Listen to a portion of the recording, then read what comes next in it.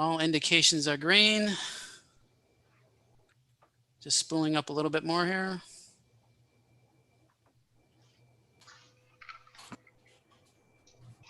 And the meeting is yours, Mr. Scott. Let me know if you need anything. Thank you, sir. I appreciate it greatly. Welcome everyone this evening to the Tuesday, October 13th, 2020, 7 p.m. regular Township Board meeting for the Charter Township of Commerce. We appreciate your participation. Right now, it looks like we have 33 participants that are online and observing. Obviously, for those of you that it is your first time or not frequent time, I'm David Scott, the Township Supervisor. On the screen, you should see our clerk, Melissa Creech, our treasurer, Molly Phillips, our Board of Trustees, being Mr. George Weber, Mr. Rick Sovell, Mr. Robert Burkheiser, I'm missing, oh, and the lovely Miss Vanessa Magner. The other individuals that you see named or on are going to be participants of this evening's meeting or department heads.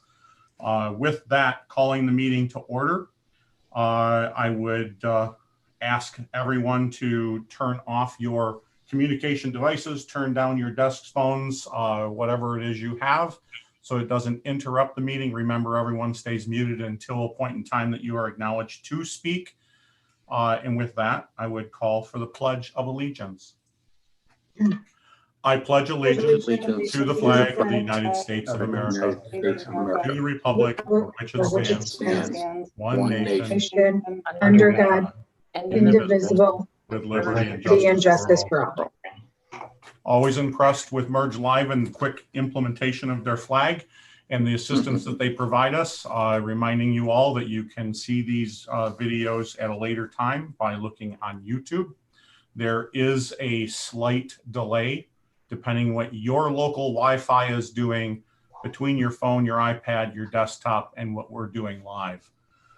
With that, I would call for the approval of the minutes for the September 8th, 2020 regular Township Board meeting, the September 15th special Township Board meeting, and the September 29th, 2020 special board meeting. Move approval of the 3 meetings. Thank you, Mr. Sovell. Thank you, Ms. Magner. Roll call vote, please. Sovell. Aye. Magner. Aye. Burkheiser. He's on mute. Sorry, aye. Weber. Aye. Phillips. Aye. Creech. Aye. Scott. Aye. Motion carries. Thank you. Moving on to item number 1, approval of the agenda. I would note for the benefit of all involved, we'll be moving item 7C up before public comments to expedite the meeting. Are there any other agenda adjustments that we need to make? Yes, I'd like to add an item probably right after the one you just moved. Lower Straits Lake Aquatic Weed Control SAD continuation resolution.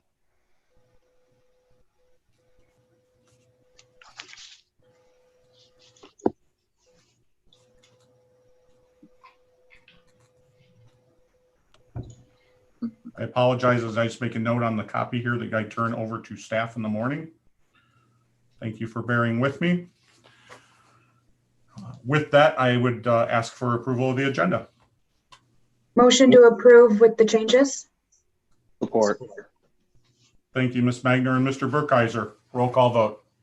Magner. Aye. Burkheiser. Aye. Sovell. Aye. Creech. Aye. Phillips. Aye. Weber. Aye. Scott. Aye. Thank you. Moving on to item 7C, I would like to advise, first, I would like to thank all the citizens for their participation and contributions. All of your emails, letters, and comments have been collected by the clerk's office. They will be recorded into the meeting file as received. With that being said, I would make a statement which I believe will be followed with approval of the Board of Trustees, but for the purposes to expedite the agenda. The Charter Township of Commerce has no intention of dissolving the resolution for the Lower Straits SAD. It will remain in place, The township will manage it with the process of utilizing small lot, medium lot, large lot. The township has made no errors. There is no problem with the system, but with the pending retirement of Dr. Pullman, with this being said, we then will go out for bids in the management or administration of this process.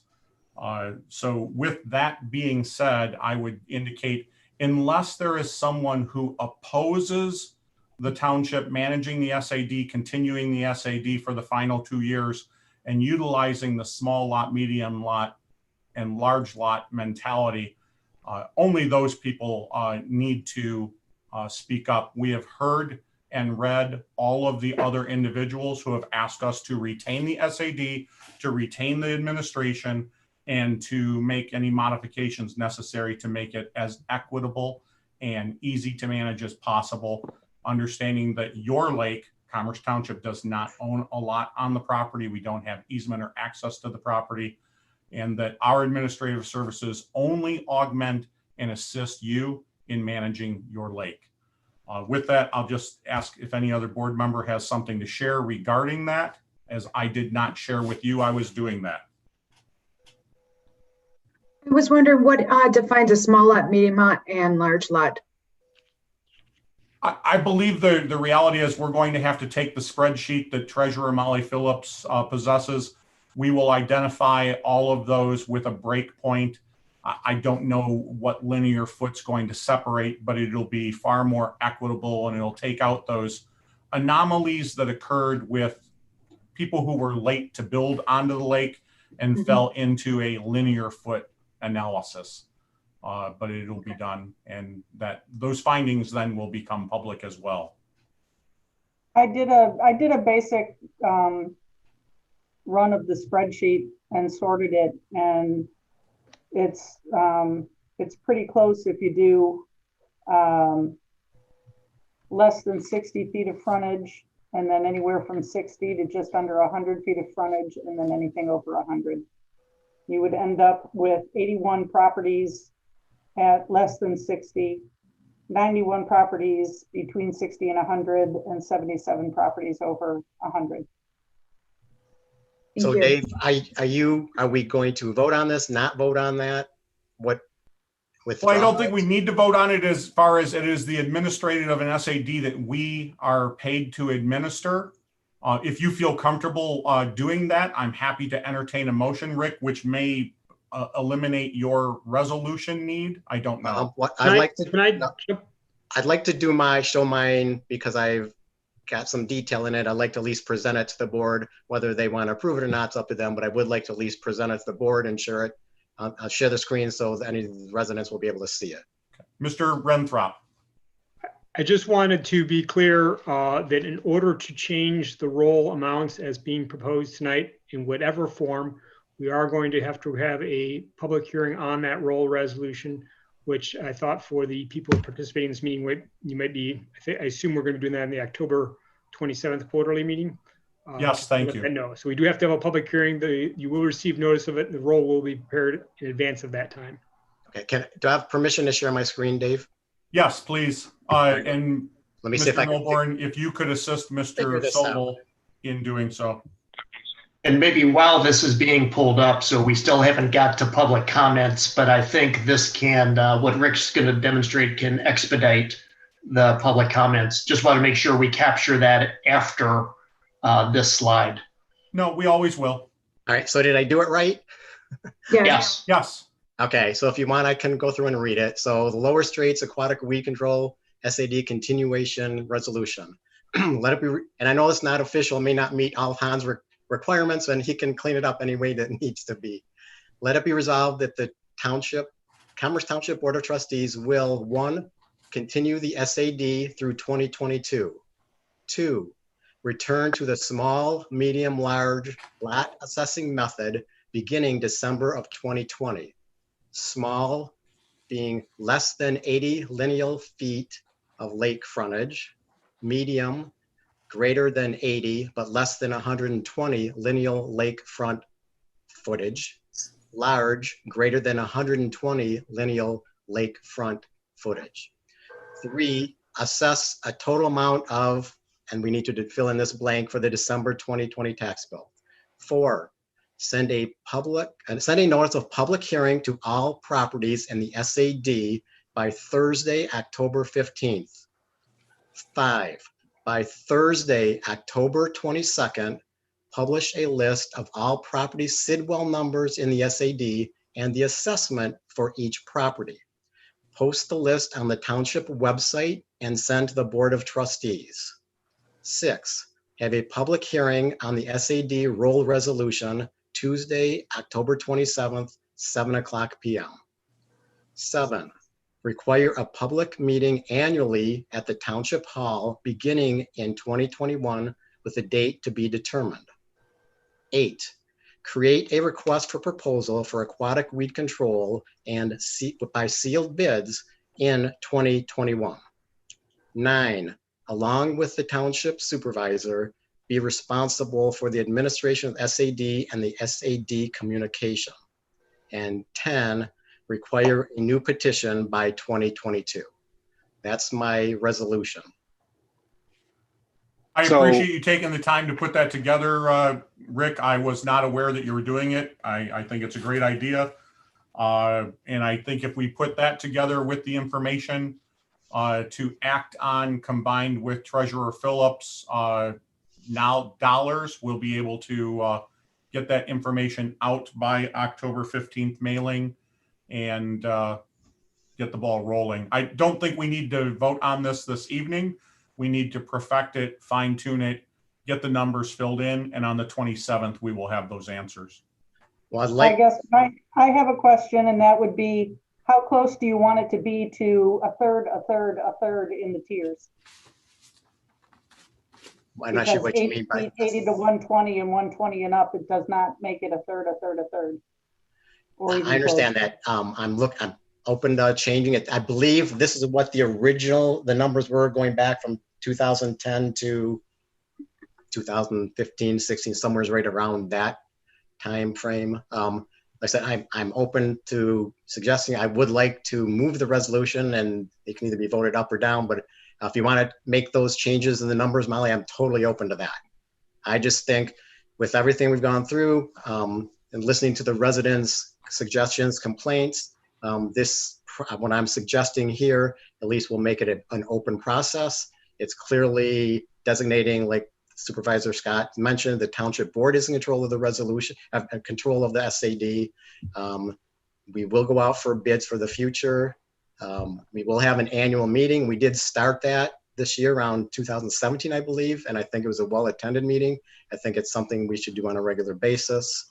So I'm just, that way this is kind of like my commitment to the residents and to the township, that this is a way I think we should do it. It can be changed in the future, which I think maybe in our our January discussion meeting, we can go into more detail how these should happen. Maybe this can be like a format or template for the other weed control districts, so that we only have one process for weed control districts. So anyway, if we can fill in the blanks, I'd like to move this resolution. And so this means that the township supervisor / board is taking control of the entire SAD, which takes the Lake Preservation Board out of the picture. Doesn't take them out of the Correct. picture. They have no say in the voting of this anyways. It's us as a board that sets the amounts, but it's just to help the process. Like I said, this doesn't mean it's going to be the final way it'll end up, but at least I'm setting us on the path that I think is more equitable and fair and very open and transparent. Rick, is what you're saying, what you're saying in item 9, along with the township supervisor, that would be the lake residents sharing their ideas along with the supervisor. So basically, let it be resolved that the Board of Trustees. township board of trustees will, along with the supervisor, be responsible. So it's the entire board and us. Yes, they're going to have a say in it, obviously, and that's what the idea of having the annual meeting is. And as far as the timing of the meeting, we'll have to put some thought into that to figure out if it should be before we go out for the RFP or after. So I didn't put that much detail into it. I'm trying to leave some of it open, but basically just our way of the board is saying that, yes, We've heard some of your complaints and suggestions. We're trying to make this a open, transparent process. No, and I appreciate that. I just want to make sure that we're not omitting the opportunity for the lake residents and property owners to make the adjustments that they want. I mean, maybe they want to move away from chemicals, move to harvesting combined, or anything of that nature. That's number 7, Dave. I So Rick, understand the only question, maybe comment, first, I agree. But number 2 is Molly's comment sort of broke properties up pretty good at the 60 foot. So I don't know how hard pressed we are, because that puts it at 81, 91, and 77 is roughly a third in each category. Yeah, I'm fine with using Molly's numbers. I said I just had you have to start someplace. Okay, so I didn't know. That's fine. I just didn't know how hard you wanted to be with those numbers. Nope, I just didn't want to leave too many blanks in here. Okay. No, and I appreciate it, No, Mr. Sobel. I appreciate you, Mr. Sobel, doing the work on this. As you know, I've been a fan of getting this under control and getting it better managed for a very long time with the public meetings and all we've done. So I would second your resolution, your motion for resolution. And then is it going to be this resolution with the numbers to be filled in for the 27th, or do you want to do the numbers? Yes, tonight? so let's try to get it filled in. So Molly needs to know the number, the total amount, so she can, calculate back got into the that. numbers. Okay, I so already have that. so tell me what the number would be for number 3, Molly. 78. It's in the It's in our package. 78,180.44. Okay, and then do you want to change what are the 3 numbers, small, medium, large? The board package right now is based on last year's assessment values.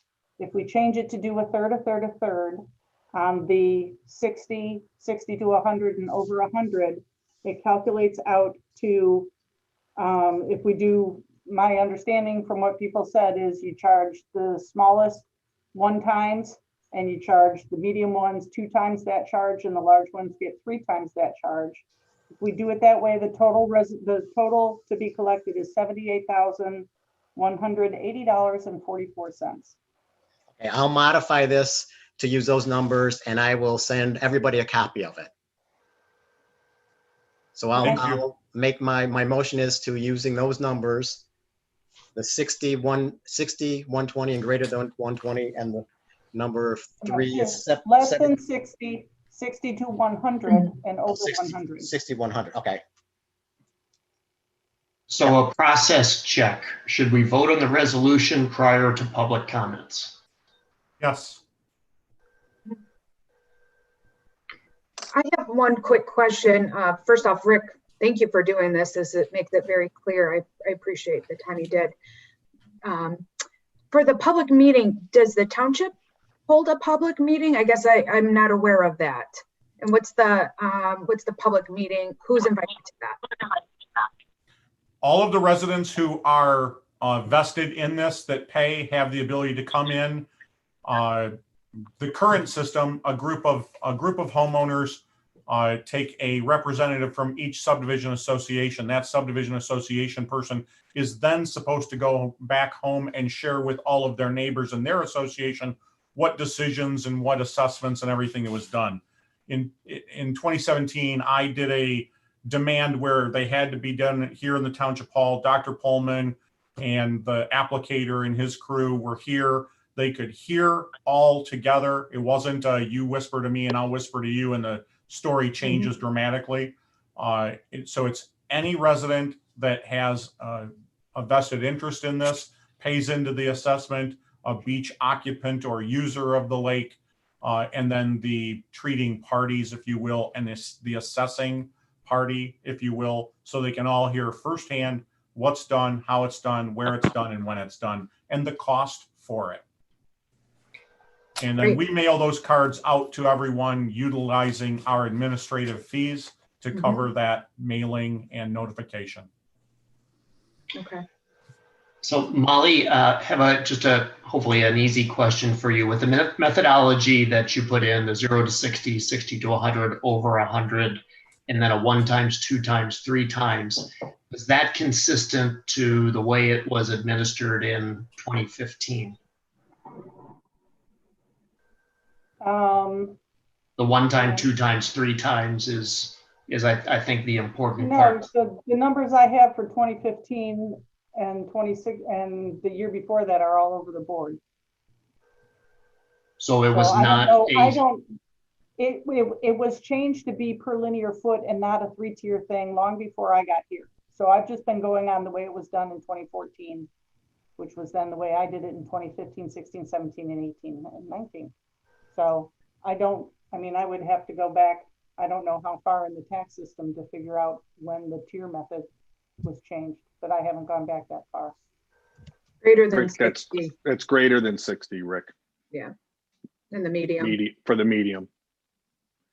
So ballpark on the math, I'll fix it. that means it's a ballpark of $160 for the small, 286 for the medium, and 507 or something. So in that ballpark, I mean, the numbers once you get final things. 158.26 for the smalls, 316.52 for the mediums, and 474.78 for the large. Okay. So does that look right to you now, Molly? Less I than would- 60, I greater than would 60, say but less than equal to 100. 60, but less than 100.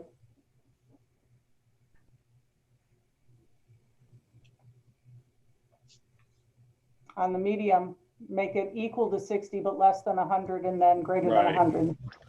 In theory, if you Greater had a than- 60-foot greater lot, than you or wouldn't be equal to paying. 100.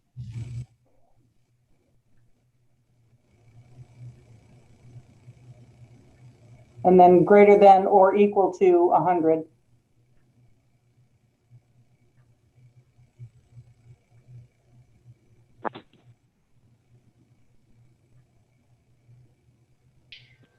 and we should put the, I mean, if we're gonna do this, then on those small, medium, and large lot, you should add, Rick, the numbers that Molly just read off, the 158, 316, and 474. Well, that'll come out in the roll, won't it? Yes. Yes, Okay. yes. Which we still have to do. So Right. I think this is good. Because Perfect. you'll have to have, fine tune the numbers just to make sure it's not off a little bit. So Molly, these numbers, does that include the ones that were deleted and the additions? So we have we took out the Midwood wording a few years back. And so this is the same number of parcels in this year will be in from last year. Last year had 250 parcels, but somebody combined two lots into one and built a new house.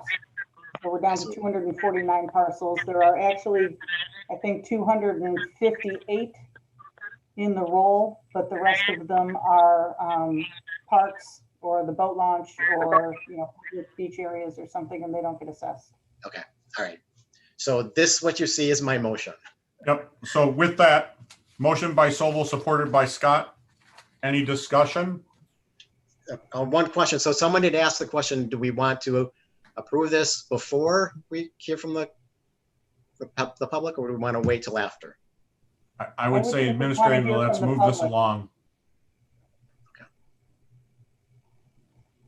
Supervisor's call on that one. Roll call vote. Sobel, Aye. Scott, Aye. Magner, Aye. Burkheiser, Aye. Weber, Aye. Creech, aye, Phillips. Aye. Thank you. Reverting back to the normal programming, if you will, if you can move Mr. Sobel's screen back. Thank you. We'll be going to item number 2, public comments. We Public have comments is a somebody with their period. hand raised. Pardon me. We have somebody with their hand raised. They're going to have to wait for just a Okay. moment. We'll get there. Wait till we open Public comments are a comment. period that, so you listeners out there in the great wide world of the internet, where you can make a statement, you can share information to us. It is not a question and answer. It is not a public hearing. It is just share a fact, and then we will move on. Many times these subjects will be picked up by a department head, project, in any way, shape, or form. With that, in order to make a public comment, you will want to hit *9 to raise your hand so that our administrator, Ken Milburn from Merge Live, will be able to acknowledge that, open it, and we will be able to hear your statement. When you are acknowledged, unmute, introduce yourself by name and address, and proceed. Mr. Milburn, if you could assist us if anyone has their hand raised. Absolutely, Mr. Scott. Okay, we're going to start out with the first caller here. The last 4 digits of your phone number are 8317. Caller, please go ahead and unmute your line by pressing *6. And again, please state your name and address for the record. Go ahead, caller.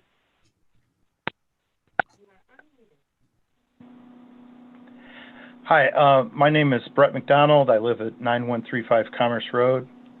Number one, I applaud the township for addressing this finally. It's been a long time. Unfortunately, I would have made my comment, but you voted on it first. I would just respectfully say that in item number 8, keep in mind that there are multiple companies doing this. There's a lake manager, weed control, and a possible harvester, and there's no wording about that, so you may want to consider that. And then I also would consider an 8.5, and that is that the township is required to keep accurate billing for these disbursements to these companies. In the past, I've done FOIA requests, and I keep seeing $30,000 bill pays with no details on who they were and so forth. So that would be my comment. Thank you. Thank you. Next caller, if any. Yes, caller with the last 4 digits of 3351. Go ahead and unmute your line by pressing *6, caller. And again, please state your name and address for the record.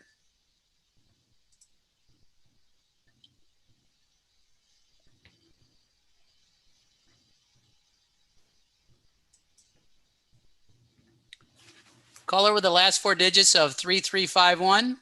Please press *6 on your keypad to unmute. And then please state your name and address for the record.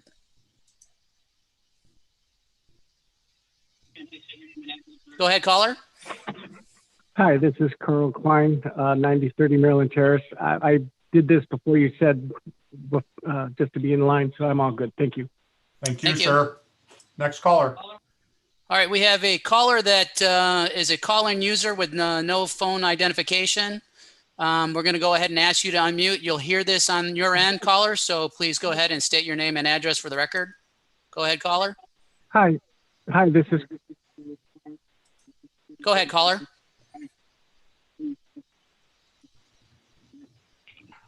So I think it might be me. I'm Greg Weber, resident of 3372 Edgewood Park Drive on Lower Straits Lake for 29 years.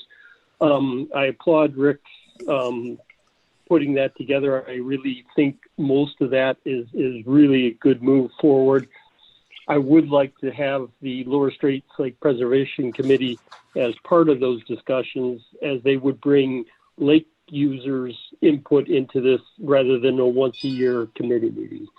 So I would like to I fully endorse them being a part of this going forward also. Thank you. Thank you. Before we do the next one, remember, and I don't mean to cut anyone off, everyone has the right to speak. I would encourage everyone to speak, but for the sake of expedience, I would always share with all of you, if we've heard one, we've heard you all. We understand the positive, and we've received all of your emails. All the callers so far, I believe, have provided emails. So with that, next caller. One last call to any of the phone callers that are on the line. If you'd like to speak, please press *9 on your keypad. Again, that's *9.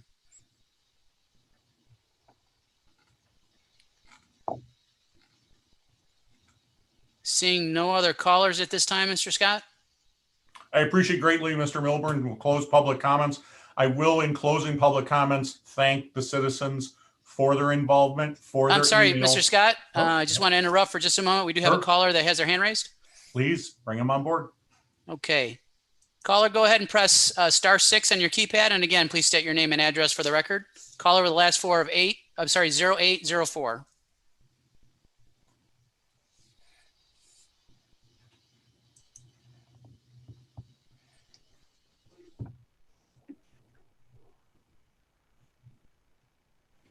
Caller with the last four digits of 0804. If you press *6 on your keypad, you can go ahead and state your name and address for the record.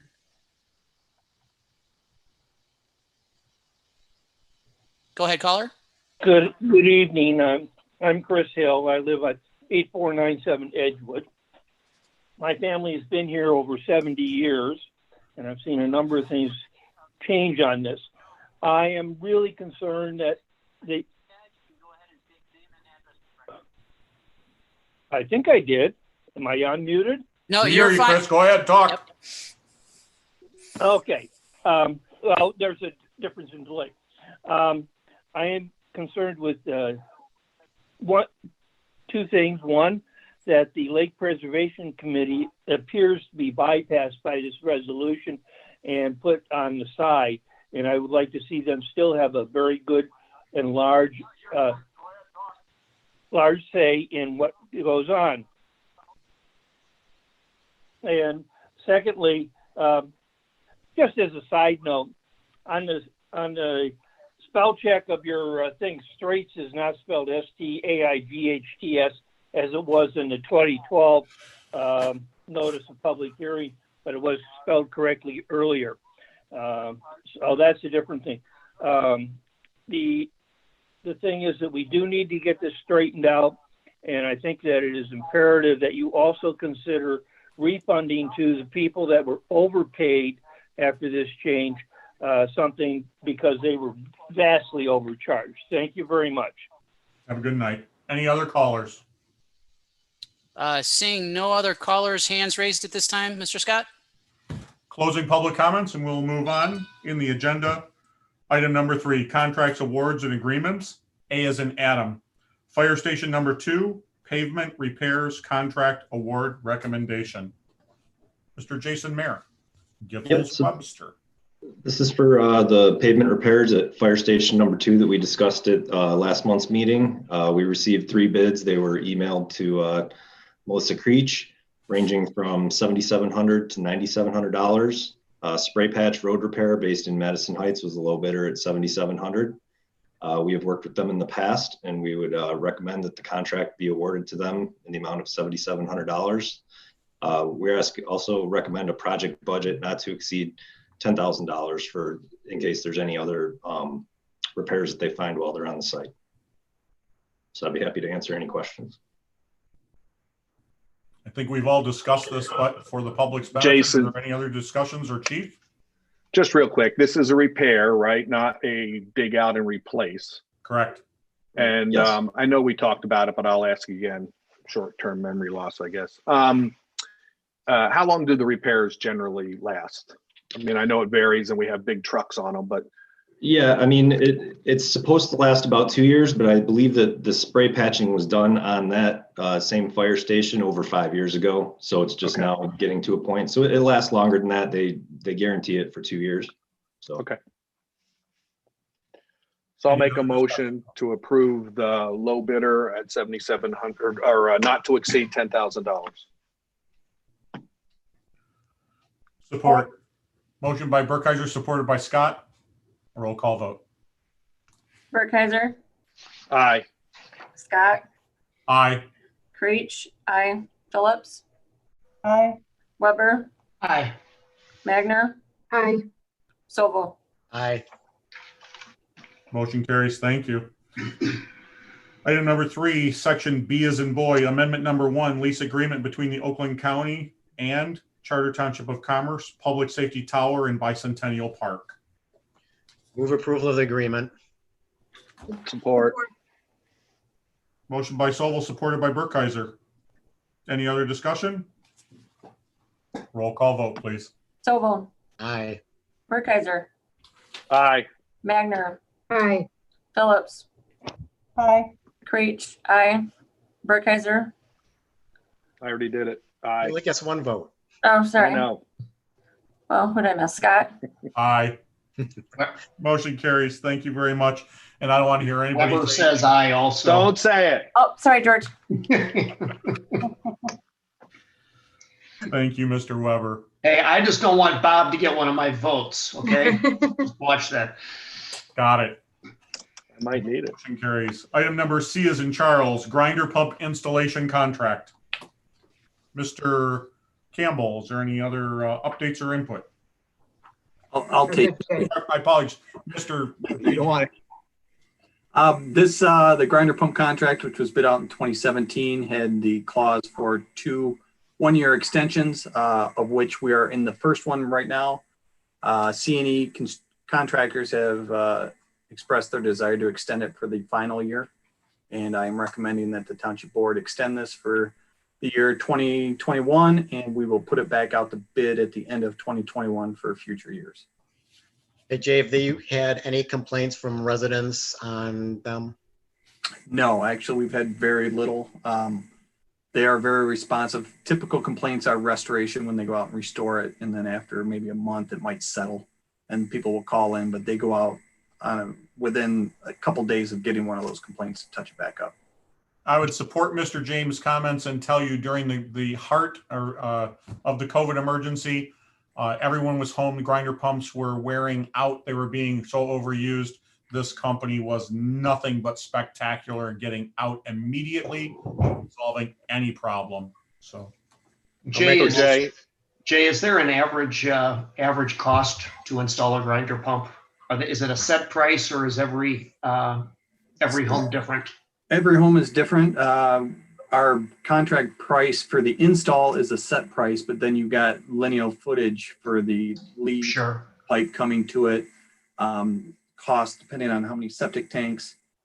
So they range anywhere from, on a new house, maybe around 13,000 up to, if it's a deep pump, it can go up to 18 to 19,000. Thank you. I'll make a motion to approve the grinder pump installation contract extension of the existing contract through 2021 to C&E Construction. Support. Motion by Sobel, supported by Weber. Any other discussion, questions, or concerns? Question, Jay. You said you want to bid it out next year. How long does it take to do a bid? I wouldn't want to have it. I mean, is this something we should be doing in June or July, or? I'll probably do it around August of next year. We will have it out and done within a month, and we'll get them back to you after we open the bids the following month. So maybe a 2-month process. So should this go on our township calendar to make sure it tracks, or you have a way that you're tracking that? I have no or problem maybe both on the calendar, but I do have it in my phone, so I don't forget. Okay, so let's make sure we put it in there. It is on the calendar. Okay, for August of next year? No, it was for this year. It was on the calendar, and I think that's why Jay's here to extend it. Yes. Roll call vote. Sobel. Sobel, supported by Weber. Yep. Weber. Aye. Burkheiser. Aye. Magna. Aye. Breach. Aye. Phillips. Aye. Scott. Aye. Item number D is in David, amendment to the Oakland County Sheriff's Office Law Enforcement Services Agreement -CARES Act. This is more for the public than the board. You've seen the packet. The state of Michigan and the Oakland County have advised the Sheriff's Department that we qualify for refunding of payroll services for the Oakland County Sheriff's Office for a period of March 23rd to June 1st of overtime and straight time funding, which are the Sheriff's Department is being reimbursed, or the county's being reimbursed. They are reimbursing us. So this is a reimbursement program simply to facilitate the transaction of CARES Act funding, with the acknowledgement that if the government decides they didn't have the right to do it, had made a mistake, we will repay the money. So Molly, where does this money go? What account will this go towards? Does this go to the general fund, or is this somehow go into the police SAD account? Well, we go into the police SAD account to reimburse the monies that have been spent for the work that's, the payroll that's been spent this year during that time frame. So Dave, that's where it comes back out of. So in theory, as we just approved the police SAD amount, so is it correct that next year we will have an additional 625,000 in that account. And therefore, should we consider something less than 2.9% next year, or just let it ride?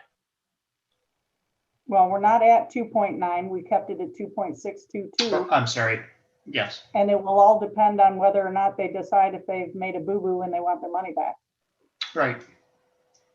I would suggest the money stay in the SAD fund for a period of time, not to expire probably 3 years down the road for civil litigation or dispute, and then we'll be able to do whatever adjustments we need with the extra funding. So Dave, is Yes. this include our school officers? It does. The schools have not paid us for school officers yet. Eventually there will be an equation. They pay us once a year. If we get money back for them, then we would make a reimbursement to the Waldwick schools. Or our next bill. Okay, so right, but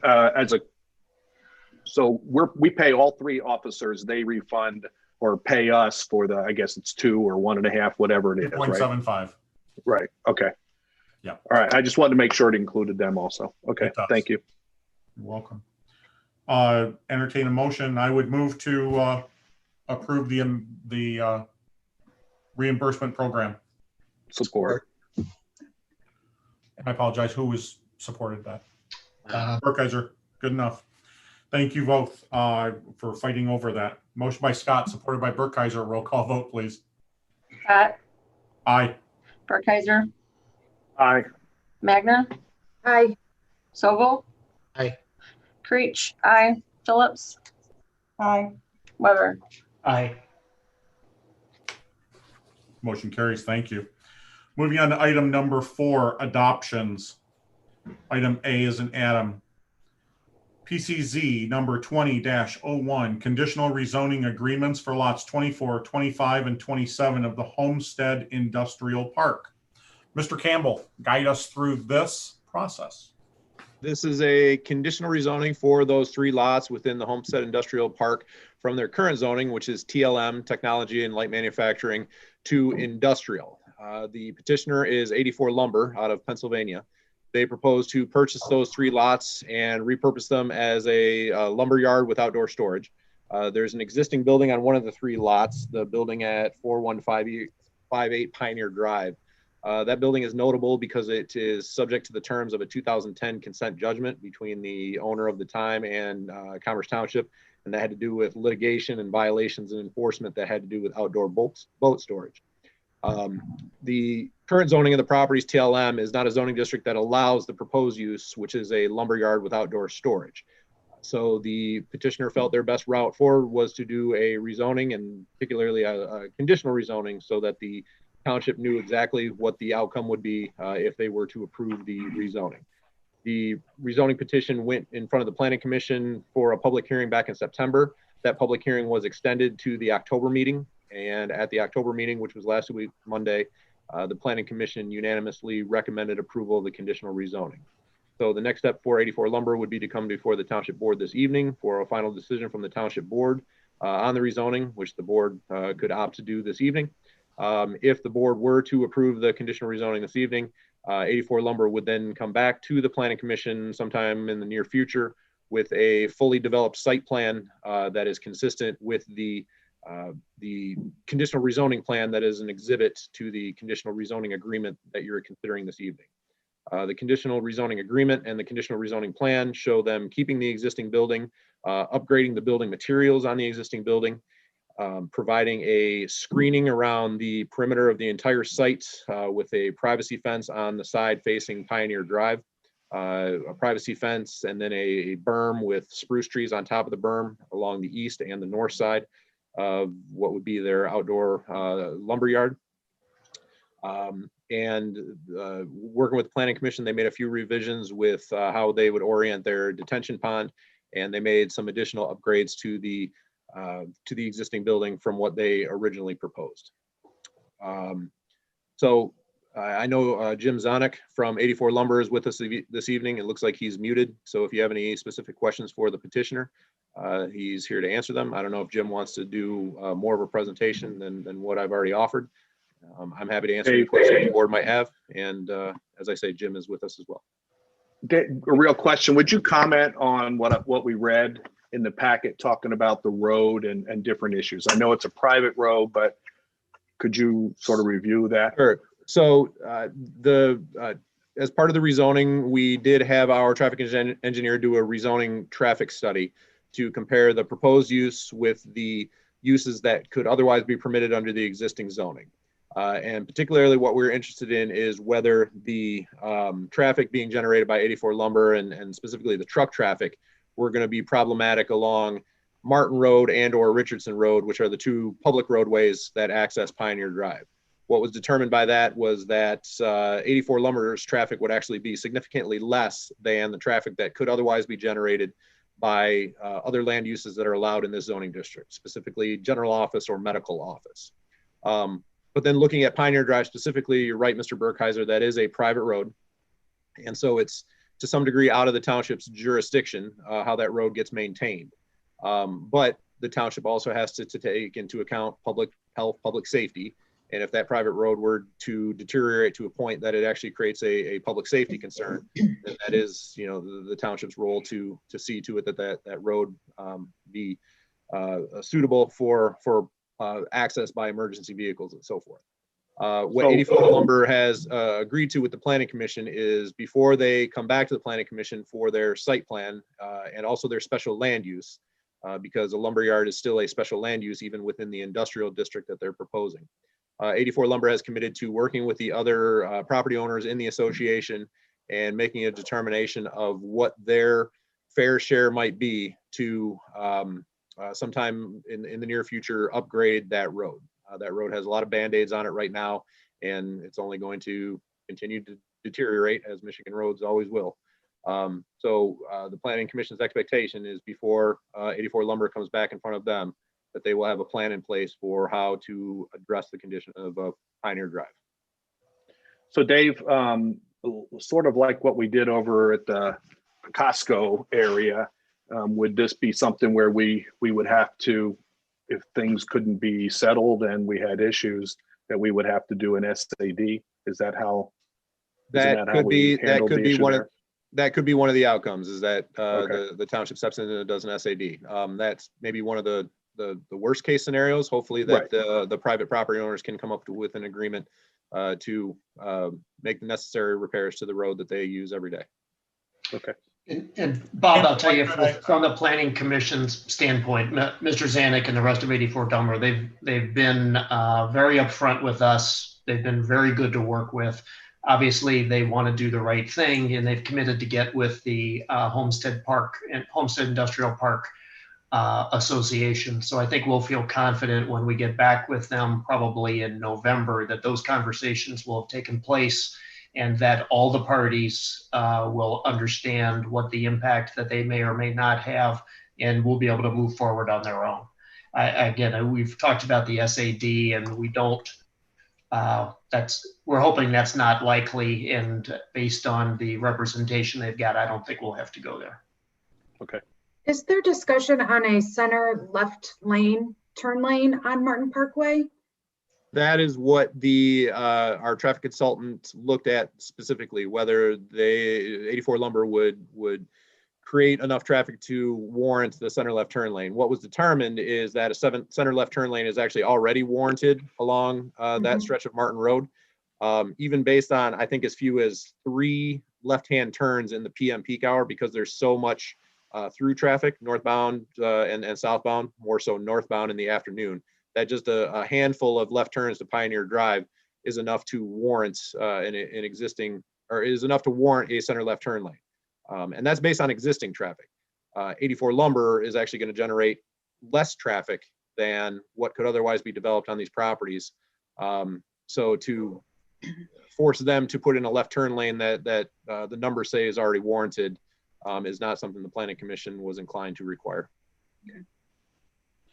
Mr. Campbell, I'd like to thank you for the liaison and Mr. Weber for the liaison on the Planning Commission. I know I've sat in on conceptual meetings early on in this process. I think 84 Lumber is going to be a spectacular thing to add to this location in the Charter Township of Commerce. I think it would be appropriate if we could unmute Mr. Zanuck. if you do care to make any statements, Mr. Zonik, we're always happy to entertain and appreciate your participation. Oh, we're in a problem where we had before where we cannot hear you, sir. And maybe it's your phone and internet combined. Still not working, Jim. So, well, I tell you what, while we're waiting for that, I'll make a motion regarding PZ 20-01 to conditionally approve the rezoning for lots 24, 25, and 27 at 4158 Pioneer Drive within the Homestead Industrial Park from technology and light manufacturing to industrial for the purpose of occupying the site with a lumber yard, including outdoor storage. Can I add a couple of conditions on that? Proposed? Yes. Yes. Go ahead, Hans. Number one, when this plan was originally presented to the Planning Commission, it was my anticipation that a couple blanks would be filled in. They weren't, but I think I have some proposals. First, in regards to section D, section B, on the Club Royale, the berm height was contemplated. I would propose that the landscape mound and the height satisfying the Township Planning Commission as part of site plan approval be included in that language. Additionally, I would like to recommend that the conditional rezoning agreements are conditioned on the property owners, because they're not the same as the applicant, providing proof of authority to execute these documents to the Township Attorney's satisfaction. Was there any discussion, or are they aware, so they won't be coming to the ZBA asking for a variance on the sign, that they're not gonna be asking for a pole sign or some other signs based on where their location is? Are they good with the pedestal sign that's in the graph, the pictures we have? Is that a yes? Is that a yes, Jim? Thumb up. There he goes. All right, thank you for that. George, are you willing to add those amendments from Mr. Renthrop to? Absolutely. Okay. Support. Motion by Weber, supported by Scott, to move forward as stated with the amendments as added by Attorney Hans Renthrop. Any other discussion? So Hans, do we need to say that we considered all I don't know what it is, 5 parts of the conditional rezoning, road systems, public capacity? Not in this situation. Master plan. Okay. You can just approve, you can just make a motion to approve the conditional rezoning agreements, plural, as we discussed, and that would be satisfactory. With that, motion by Weber, supported by Scott. Roll call vote, please. Weber, Aye. Scott, Aye. Creech, aye. Phillips, Aye. Burkheiser, Aye. Sobel, Aye. Magner. Aye. Perfect, thank you. Mr. Zonik, I apologize that we were not able to connect audible, though I hope your smile reflects that you're pleased with our amendments and acceptance. We look forward to 84 Lumber going before the Planning Commission to become a reality, no longer a concept. Congratulations. Feel free to go back to work, to go home and do as you please. I know many times you all feel rude if you leave a meeting early. Please do not feel rude by leaving us. We understand. Thank you. Moving on to B as in boy, PZ 20-05, zoning map amendment for the easterly portion of 4435 South Commerce Road. Mr. Campbell. Yes, so this is another rezoning that the Planning Commission also considered last week, Monday, at their October meeting. And the Planning Commission, again, unanimously recommended approval of this rezoning. This is for the property at 4435 South Commerce Road, which is on the west side of South Commerce, really right across the street from the entrance, or pretty close to being right across the street from the entrance to Dodge Park number 5. Property owner is Greg Hannon, who I see is with us this evening. The property is currently split zone. So the easterly half of the property is zoned B1 local business, and the westerly half of the property is zoned R1D small lot single family. The property has a single family home on it. It has had that for I think since 1930.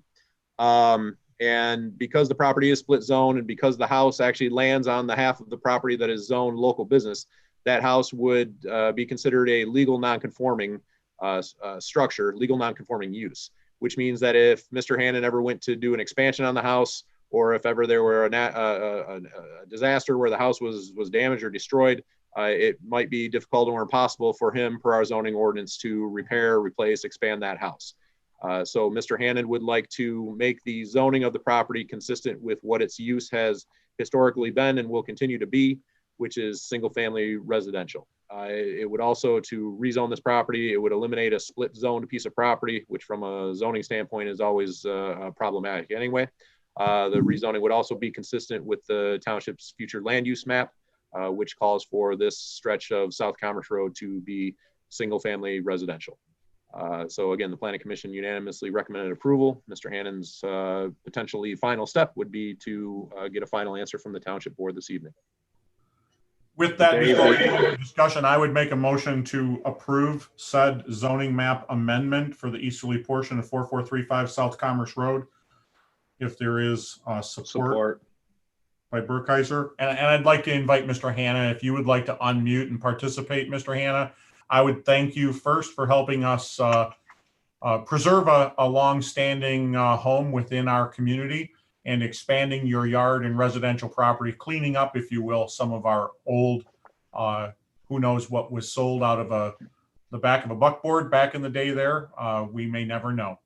But thank you for this involvement. Is there anything you'd like to share with us? No, nothing. I thank Dave and Paula for all the work they've done, and he summed it up perfectly. That's the intention, is to clean it up, so I don't have any problems going forward. I appreciate everything. Thank you for your one quick question, Dave, is it's one lot though, right? That's not two lots that are merged together. It's one lot. It's just split. It's one piece of property. It's actually four lots from the original plat, but those lots were combined long ago into one piece of property. Okay, that's what I thought. All right, thank you. Perfect, thank you. So motion by Scott, supported by Burkheiser. A roll call vote, please. Scott. Aye. Burkheiser. Aye. Weber. Aye. Phillips. Aye. Creech. Aye. Magner. Aye. Sobel. Aye. Thank you all. Thank you again, Mr. Hanna, for the presentation, for bringing this forward. If there's anything we can do to be of assistance, please feel free to contact Mr. Campbell and Miss Paula Langford to continue on. Good luck. Thank you very much. Good night. Have a great evening. Moving on to item number 5, the consent agenda. A is Halloween hours. Just as a reminder, 6 p.m. to 8:30 p.m. Assuming the health department doesn't preclude such an act. Move approval of the consent agenda. Support. Sobel and Burkheiser. Roll call vote, please. Sobel. Aye. Burkheiser. Aye. Magner. Aye. Creech. Aye. Phillips. Aye. Weber. Aye. Scott. Aye. Thank you all. Item number 6, old business. A is in Adam. Real estate offer to purchase Annapolis counter offer. As you all remember, I love saying this, the Darling family approached the Charter Township of Commerce in order to attempt to buy a lot adjacent to their home. They made an initial offer. We forwarded it off to Thomas Insight Realty. Randy Thomas and his team came back with an estimated value of the property, and they came back, were provided with that information as well as the board, and Mr. and Mrs. Darling, Josh and Crystal, made a counter offer asking to make a cash offer of $5,500 for the lot. So Dave, maybe it's Dave Campbell. So if we do this, and I guess if we do, as we do these going forward, the intent is we combine these into one parcel and they cannot be split. Correct. So meaning it's not a separate buildable lot, that this comes one parcel and it's one parcel forever. That is exactly what we have done historically since this process began. And we've only addressed this on issues where, and I'll say, we're cleaning up corners and nooks of the township. And if you may recall, but for the public's benefit, in the packet, the aerial view shows Josh and Crystal's home is tightly packed into a lot adjacent to the lot, which is somewhat wet, uneven, not manageable, but it'll give them more space, if you will, to lawfully park their camper, their growing children's fleet of cars and things of that nature. But adamantly, this will not be separated, split, and turned into a money grab where they get something for $5,500 and be able to sell it in 10 years for $1 million. So Hans, how do we, is that something, that comment that you can't split it, is that put in a deed so it carries on, or how does that work so we assure that that doesn't happen in 20 years? Yes, it would be a deed restriction to the property. Okay. And we'd have to have that as well. So I'll make a motion. I was gonna make a motion to sell parcel E1702156-002 to Josh and Crystal Darling for a cash price of $5,500 with the deed restriction that the parcel cannot be separated going forward. Support. So they have to be combined and then not separated, right? Okay. Correct. Motion by Weber, supported by Magner. Any other discussion? Roll call vote, please. Weber, Aye. Magner, Aye. Sobel, Aye. Burkheiser, Aye. Phillips, Aye. Creech, aye, Scott. Aye. Thank you very much. I'll notify them in the morning. Moving on to item number 7, new business. A is in Adam. Real estate offer to purchase parcel number E-17-02-181-042. This, oddly, is also on Annapolis Street, but at the opposite end of the street, adjacent to East Grand Traverse. The applicant requesting purchase, Julie Kriebach. This is her family's lifelong home. Over years, it was utilized as a rental home. Miss Kriebach is moving back to Commerce Township. She's going to make this her home, and she's asking that she could acquire this small pie-shaped piece of property, which I forwarded to you all. I've included it in the packet, but it wasn't in the packet that went out originally. The analysis of the property to show that Insight Realty on their broker review of this piece of property, it is not buildable. It does have some substantial wet areas. It has a drain basin. I would note that the township historically has had to go out there and post it no dumping. We've had to clean up things out of this lot. This will relieve the township of a burden. This is not adjacent to any park property or anything that we could use to expand or augment our parks or services. So Ms. Kriebach, I would say clearly is doing us a favor if we allow her to purchase this property. In her written statement, she did make an offer of $2,250. So Dave, I'll make a motion that we accept her offer for parcel E-1702-256-002 with the same concept that they be combined and a deed restriction of not being able to split. So you got the parcel number wrong there, Bob. No, Am I reading the wrong one? Sorry. Yep. Switch that out. 1702-181-042. And I will support that. Motion by Burkheiser, supported by Scott. Any additional comments or questions? Or the 2250, Bob? Yes. Wasn't that what she offered? Yes. Yes. And I'm sorry, Bob, you had the same deed restriction? Yes. Okay. And I would only share so you folks know the main reason that she wants to gain this piece of property, she would like to move her driveway access off to East Grand Traverse as opposed to off of Annapolis Street. So she sees at some point in time doing some modifications to the home, just for clarity's sake. With that, motion by Burkheiser, supported by Scott. A roll call vote, please. Burkheiser, Aye. Scott, Aye. Creech, aye, Phillips, Aye. Weber, Aye. Magner, Aye. Sobel. Aye. I'll notify her in the morning. Thank you all. On item 7, new business. Item B as in boy. the reserve at Crystal Lake. Obviously, we all have been involved in this. Again, thank Mr. Campbell for his involvement and Mr. James. All of us, there are people here. I know I can see Mr. Jonah. I'm looking around the screen. Ms. DeBone and Mr. Malia are certainly here to speak on this issue. Mr. Campbell, if you'd like to lead the way. Hey, Dave, before we start, real Yes, sir. quick, since this, if it moves on from here, would have to go to the county, can we request Cindy to make sure she does I'll call it a word for word in the normal minutes, because it's usually our minutes that go to the county, and I just think that they ought to be able to read the comments we have and concept or concerns. So you want a full transcript? I want a full transcript of this part, please. Thank you, Mr. Burkheiser, for that business management. And Ms. Waker, if you could give me a thumbs up just to acknowledge that we can do that. Thank you so much. I appreciate it. David, go ahead. And feel free to unmute Mr. Jonah, Mr. Malia, and Ms. Jessica DeBone. I don't think there's a fourth, is there? Well, full transcript. I'm going to watch my language then. I don't want to say the wrong thing. Me too.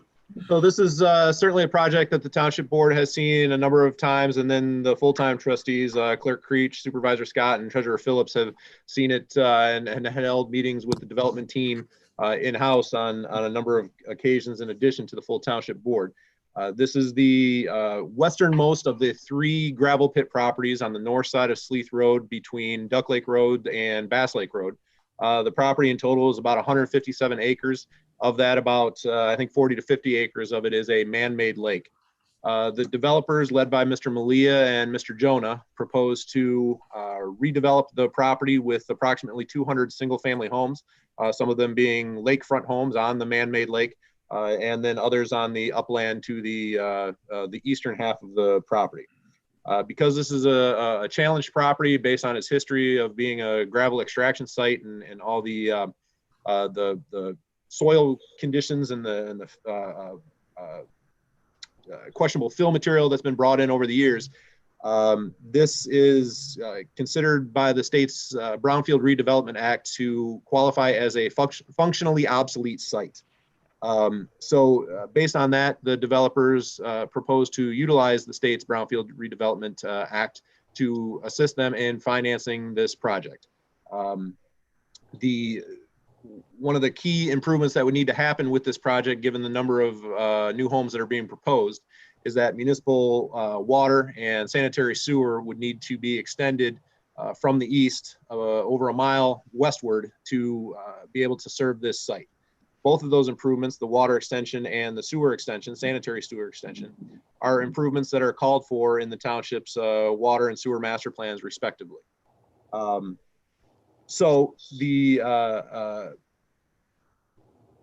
initial step, or I guess initial official step in this process with a brownfield plan, is for the township to consider the resolution that they have before them tonight, which is a commitment to consider accepting that brownfield plan. So the resolution that you have in front of you is general terms, but it does lay out the terms of the brownfield agreement, specifically the number of years that would be included in the brownfield, a 20-year term, the maximum capture that the developers would be able to recoup, which is a maximum of 18 million. The developers are also seeking some concessions from the township with respect to capital charges for water and for sewer. They're looking for a full waiver of the water capital charges and a 50% waiver of the sewer capital charges.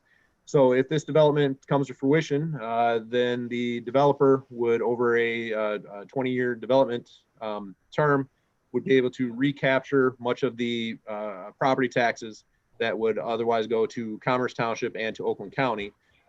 As I think Ms. DeBone will be able to explain in more detail, the capture from the county side would be significantly more than the capture from the township side.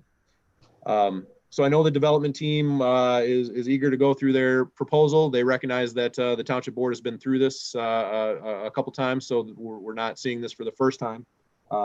So I know that Mr. Milia is going to be ready to answer any questions, but I'll turn it over to the development team unless anyone has any questions for me.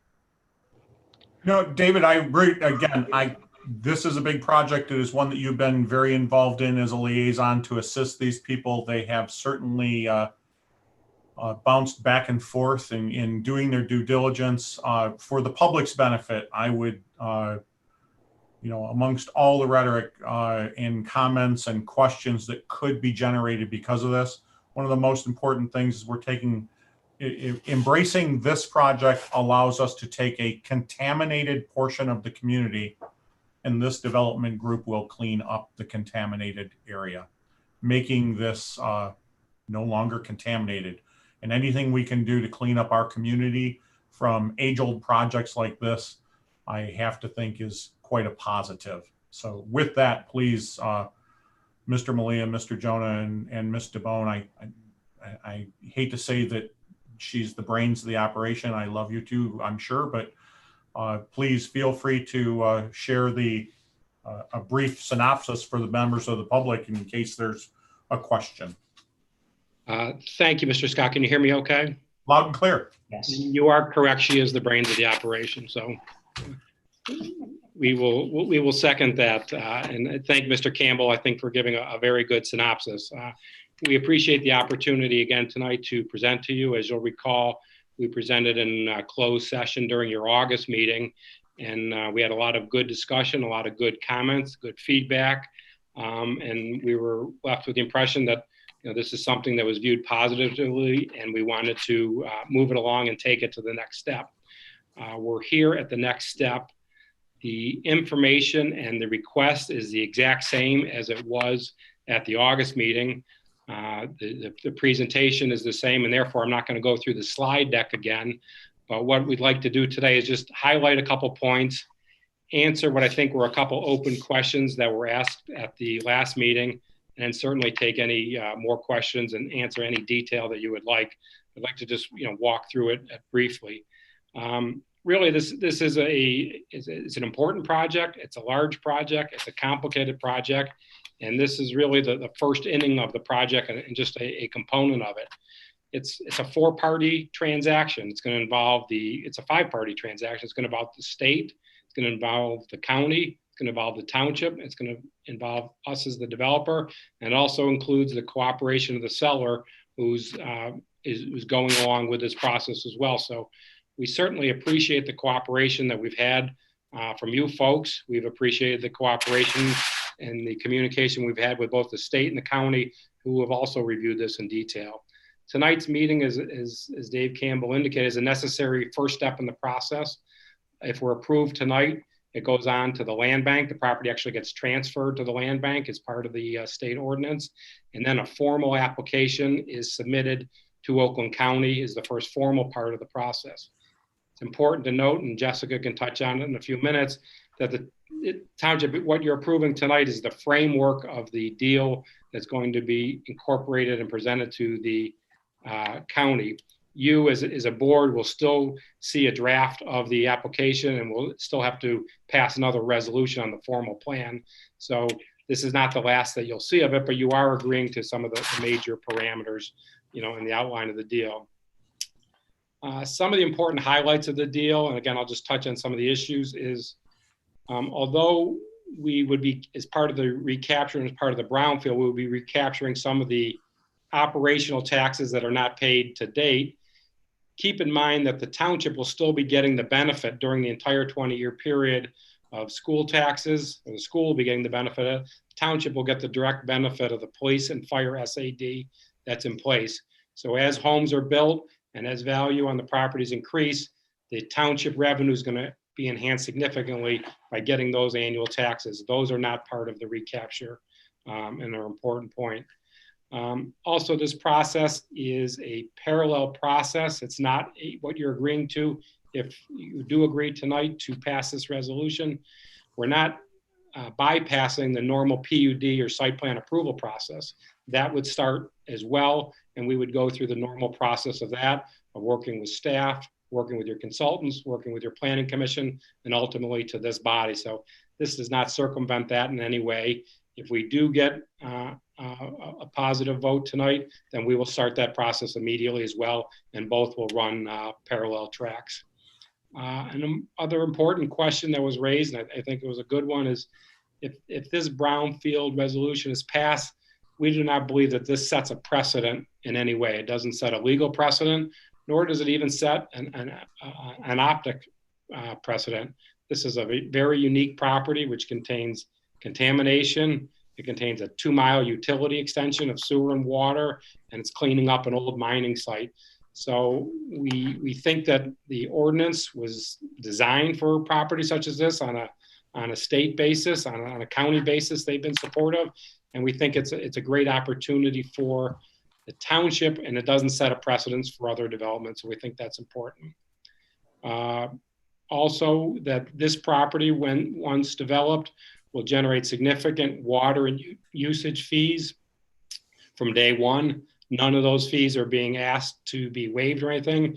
When somebody taps the sewer and moves into a home, that those sewer, water, and usage fees would be paid in full and go to the township every day. And that's important because the township currently has excess sewer capacity. So it really is a revenue generator as well. It will also increase the value of the neighboring property we talked about. The neighboring property ultimately, if this passes and we bring the sewer and water across at our expense, neighboring property owners would be able to tap into it. That would generate tap fees for neighbors, for the township from the neighboring property. It would generate taxes and would generate additional revenue base.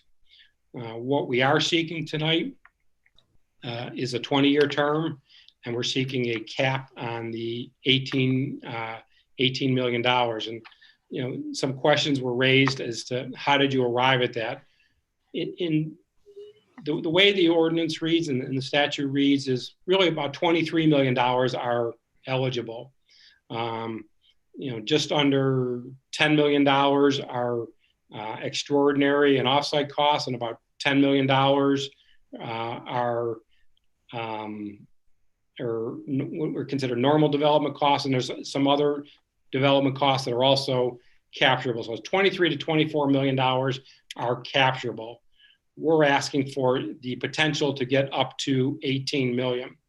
What's important is to the extent that our costs go up, it doesn't change any of the recapture amount. And I'll explain that in a minute, and I'll let Jessica augment my discussion. But we're projecting that the soil earthwork is going to be 3.2 to 3.3. That could easily be a $5 million number. If those costs go up, our reimbursement doesn't get any greater. Our reimbursement is based on what the reality is of the actual taxes that are paid.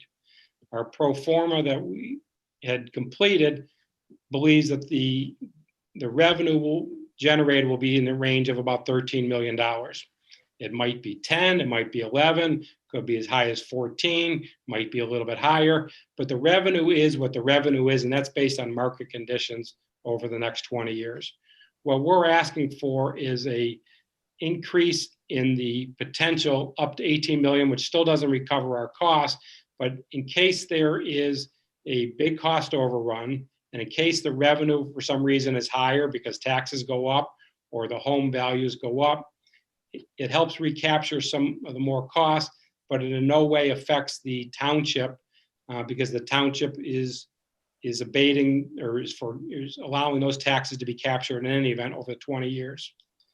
It's important to note that at year 20, it cuts off. So if we don't achieve the revenue that we expect because home sales didn't occur as fast as we did, or the price wasn't as high as we were, or the township is successful in lowering the taxes, which we all hope for, and we only achieve $10 million or $11 million over a 20-year period, that's a risk that the developer has to take. The township doesn't have any risk in that regard. The developer is fronting the risk by doing all the costs. Also, actually, like an SAD, where in an SAD, the developer or the landowner is paying the SAD payments over a 10 or a 15 or a 20-year period. In theory, a township would have a risk on an SAD if the land applicant were to default, decide not to make those payments, and then the township is sitting with an unsatisfied SAD. In this case, there's no SAD. The developer is fronting all the costs at its expense with no obligation on behalf of the township.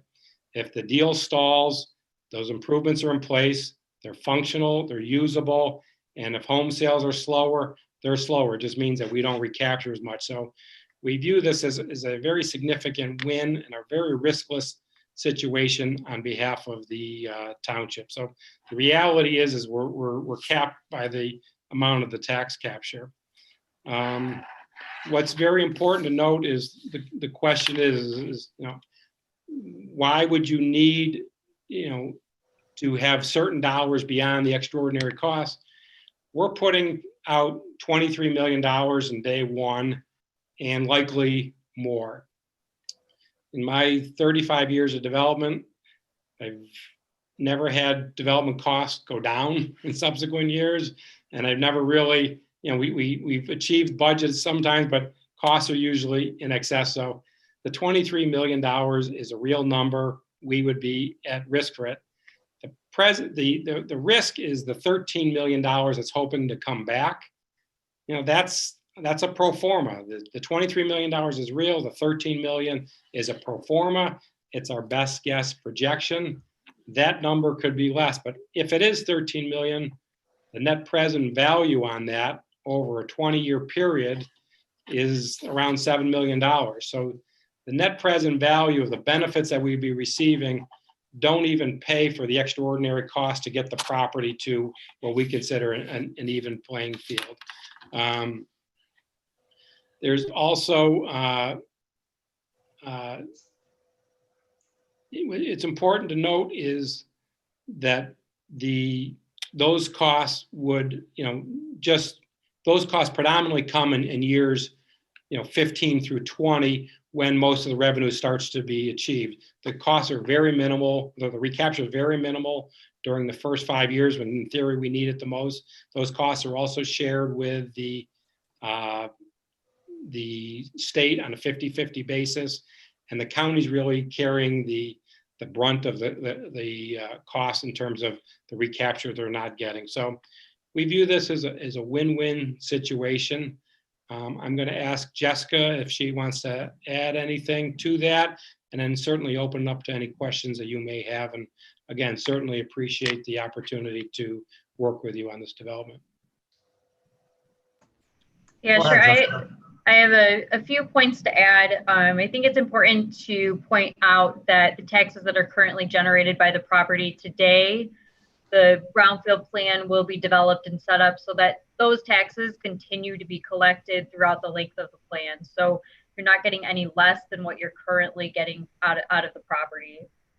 And then second to that, the actual reimbursement is all going to be contingent upon a reimbursement request that is ultimately submitted to the county following completion of the eligible activities. That will include documentation of invoices, proof of payment, a statement essentially justifying that all of those activities were indeed eligible under the act. And then the county receives that, and they have a third party go through and review that as well. So I just think it's important to point out that anything that will be reimbursed is ultimately based on what actually occurs on the site, and is based on further approval by the county once we get to that point in time, if when. And then, as Andy said, the actual reimbursement and what that equates to in a dollar value amount is based on what is actually paid in taxes, what actually occurs in the market between now and over that 20-year period. We're estimating that over that 20 years, 12.9 million of the total eligible activities would be reimbursed. And of that 12.9 million, 2.9 million of that are the township tax millages. The remainder of it comes from the county. And then if we were to apply the net present value on that 2.9, we're looking at 1.6. So just to compare to the actual value of the water and sewer extensions, that 2.9 million is less than what currently is being estimated for the cost for those extensions. And then I just want to, oh, go ahead. Well, I was just going to say I had a couple questions on that, since I'm looking, I guess, at your spreadsheet. page 2 of that, or page 18, I think, of the packet. I think that's how it worked. Not that it varies a whole lot, but I want to make sure I understand. I don't know if that's something you want to put up or not, but it doesn't matter. The state education, and I think that's HV operating, I assume that's Huron Valley. So that's school taxes, that's not being captured. That still is going to schools, correct? Correct. The state education tax and the state operating tax will not be collected for reimbursement under the brownfield. Okay, so the next grouping says local capture. So some of that is township, then it goes into the county. There's 3 lines for the county. And then you have schools under that. So it's OCC, it says ISD voted, ISD allocated sinking fund. So those are taxes that you would be capturing, correct? Correct. Those are eligible Okay. to be captured. Correct. And then under that is the zoo stuff and whatever, and that's our SADs and those type things. So if I go to the last column where you have totals, and so that total is 13.9 million. So I'm not sure where the 12.9 or why there's a difference, but whatever. Quick math puts the township at about 3.2, but we also are giving up about 1.2 in our sewer and water taps. So, and that comes to whatever, about 4 million. If you want to do your net present stuff, that's fine, but we still have the water taps, and that's money that comes somewhat early on in all this. You're not waiting for it as soon as it goes. I mean, that's money that we're contributing. So from a township point of view, we're closer to the $3 million. Having said that, I mean, that's the expected cost of putting in the water and sewer. So, I mean, I'm not poo-pooing it, so to speak. I think it's a good deal. The county I have, by doing their rough numbers, is about 4.7 million. And then the schools, if that's whatever we want to call the ISD and I guess it's Oakland Community College, are losing 6 million in potential taxes. Now it's money they didn't get, but it's being, am I not looking at it the right way, or is that the way it's being? No, you're correct. And thank you. Those are very good points, especially as it relates to the water and sewer fees. The 13.9 million, the reason that number is higher is because that number is not inclusive of the administrative fee that'll be collected by Oakland County's Brownfield Authority, which they collect an annual fee, a small annual fee. And then it also isn't inclusive of the 550 capture that the state land bank will receive, where they capture 50% of the taxes that are eligible for 5 years after the property is conveyed from the land bank back over to the developer. Jessica, I'd like to add one point and address Mr. Burkheiser's question. Specifically on the water and sewer taps, the fee or the amount of concession is not 1.2. It's actually 900,000. It's 2,000 in water per lot and 2,500 in half the sanitary, unless it's 4,500 times 200 is 900,000. But so that's the technical part. But the significance and why we think that that's an important concession is we're not only bringing the sewer and water 2 miles to the edge of our property, but the township is requesting that we put a very expensive water main from the east end of the property to the west end of the property to service additional residents in the future. So that additional $400,000 expense beyond the $3 million to get it to the property line is being more than we're having to front that in the beginning. So the additional concession of some of the water taps doesn't even cover that additional expense, which is just a pure benefit for neighbors and not even for our benefit. And when you look at the present value of all that, it's significantly less than the upfront cost. So that's where that number and that philosophy came from.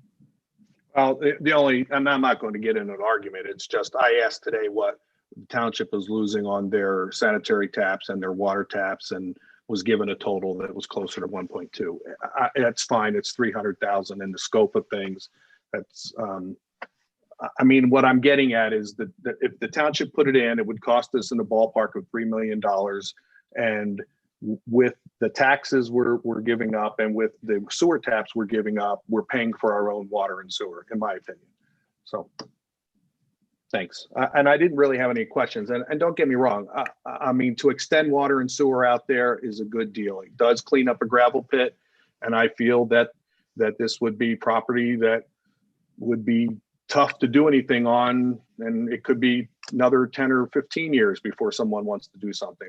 So I'm not completely against all of it. I just think I have a little bit of heartburn, and to be honest, with some of your routine or what's the word I want? The extras that are being added in of landscaping and things along those lines that are being included in this. But in my opinion, overall, it's still a good deal for the township. Thank you. Thank you. Any other questions or comments? And I'll throw it out there to Mr. Malia. I noticed when I was looking at the participants, there was a Michael Hamama and one other person, I think, Kelly Black. I didn't know if they needed to be involved or if I neglected to acknowledge them when they started. No, thank you. They're part of the development team, and I don't. Michael and Kelly are certainly welcome to chime in, but I don't know that they want to add anything further. Okay. From the board, are there any other questions for, if you will, the Crystal Lake project? I don't think I have any other questions, and I think I've maybe beat Mr. Malia up enough, but I still have concerns over the inclusion of some of the normal development costs, whether that's paving, landscaping, curb and gutter, including a $1.3 million contingency on those numbers for the 10 million. I struggle with being able to have discussions with other developers. I get the point. This is not precedent setting. Each of these are going to stand on its own. And I know we'll be coming back to the Planning Commission, et cetera. But to me, with the risk mitigation that's included in that, I think some of those costs are over and above what's required and maybe prudent for the township. All right, thank you. I appreciate your involvement. Mr. Malia, I'll just throw it out there because obviously the papers are going to look at this and they're going to have questions and you may be able to answer them quickly.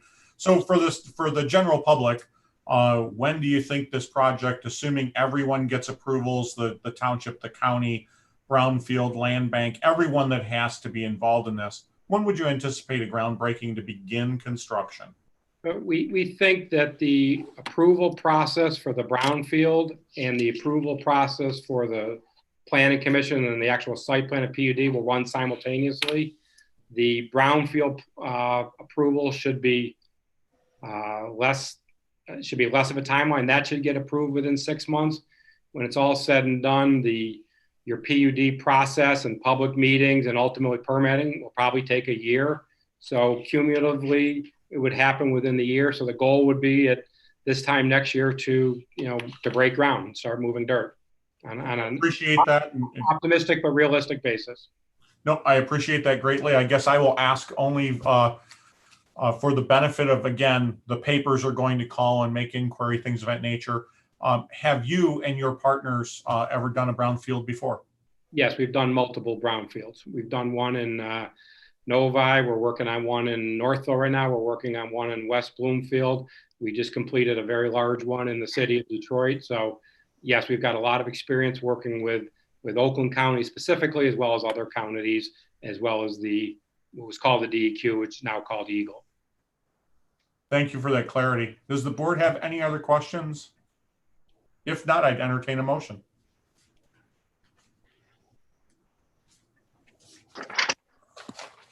Dave, I'll make a motion. I don't know what you want to call it. What do you need me to say? To approve the reserve at Crystal Lake Brownfield project to move forward. I don't, is there some formal word you need? I believe it would be resolution of the Township Board of the Charter Township of Commerce declaring its commitment to consider acceptance of brownfield plan regarding Commerce Investment Company, LLC. Support.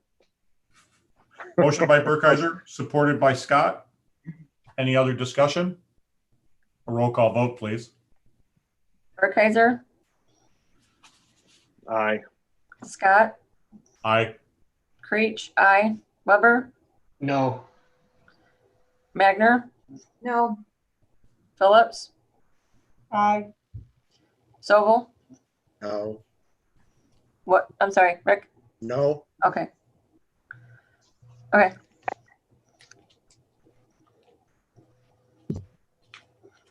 Motion passes 4-3.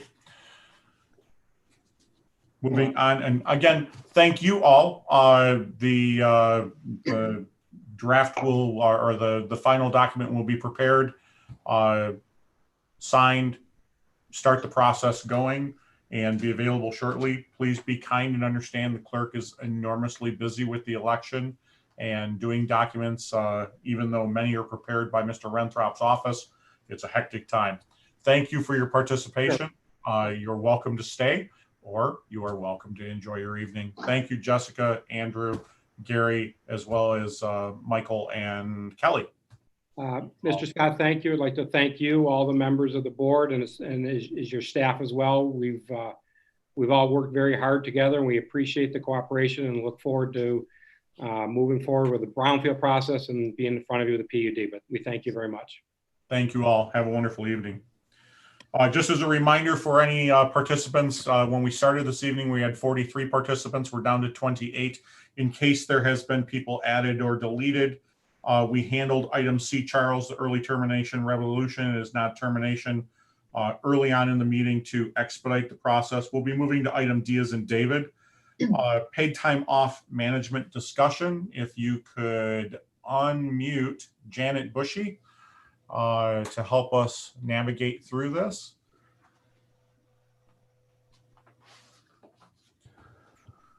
Essentially, and feel free to quiz Janet in detail. She has the numbers and the facts, but essentially during the COVID emergency, we put ourselves, or the government has placed the government in a situation where we've had employees not eligible or able to take time off and utilize a benefit that they have provided to them. So we're trying to come up with a way to remediate any problems and make sure that benefits received are received and not lost. Janet, if maybe you could answer questions or go in more detail as to potentials and issues. And maybe Janet, could you just explain maybe where these employees are located and why they were not eligible to take time off during COVID? Most of them, there's 5 of them that are management employees, and one is works in elections. So because of election and being off for COVID, it was kind of impossible for her to take all the time that she had. So I get the elections, but the other management employees, why were they not allowed to take time off during COVID? They were allowed. Nobody was not allowed to take off. It's just they were working and they just didn't take time off. They worked through the whole COVID 3 months or however many months it was.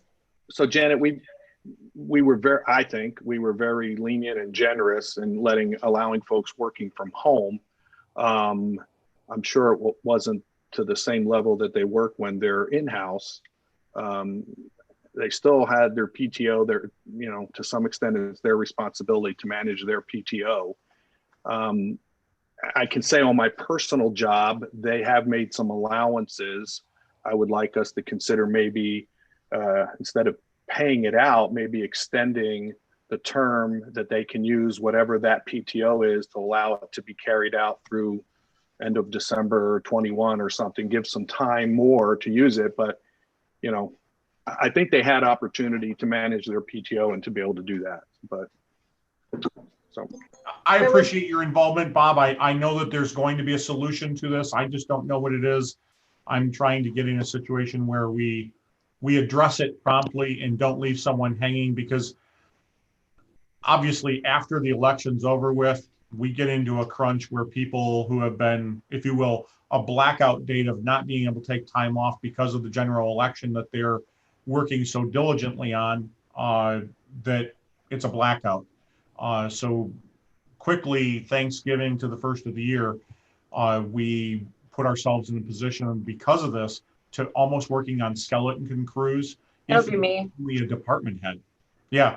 The clerk's office and the treasurer's office could be. Well, you don't have to approve it. Just because they have it doesn't have to be approved. I mean, again, we're coming to December and people are looking at their vacation time, whatever you want to call it. And we had since January to schedule that.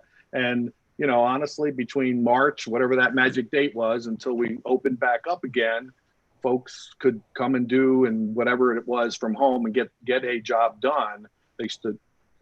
I understand. I'm not trying to be a jerk, I guess. I'm just saying I think allowing them to take that time out through December of next year would be better than I'm sure they'd love to be paid out on it. But I just think from the township's point of view that we could extend the time that they can take their PTO, and again, puts them back into managing their own PTO and scheduling it with their bosses.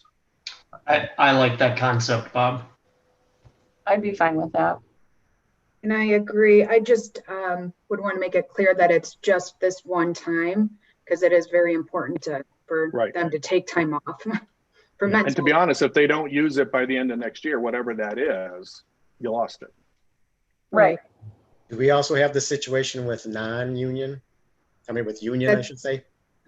There's One one is- union employee. One union employee. Well, can we even make a change for the union employee? Since that's not part of the. It's all the same, we all have the same It's the PTO same. policy. And it's the No, same but policy. if we make a policy change, can we make so obviously PTO and the way PTO is managed is part of the contract. So can we deviate from that contract for one employee? We would have to get a letter of agreement from the ASME union to allow us to allow their member affected to do this. And I if would they think they would do that, or they would lose it. If they come back, we've had different issues like this before. We want to go make a change in the middle of the contract. If they come back to say that they view this as opening up the contract for negotiation, then I would say no to that one person. Agreed. Yep.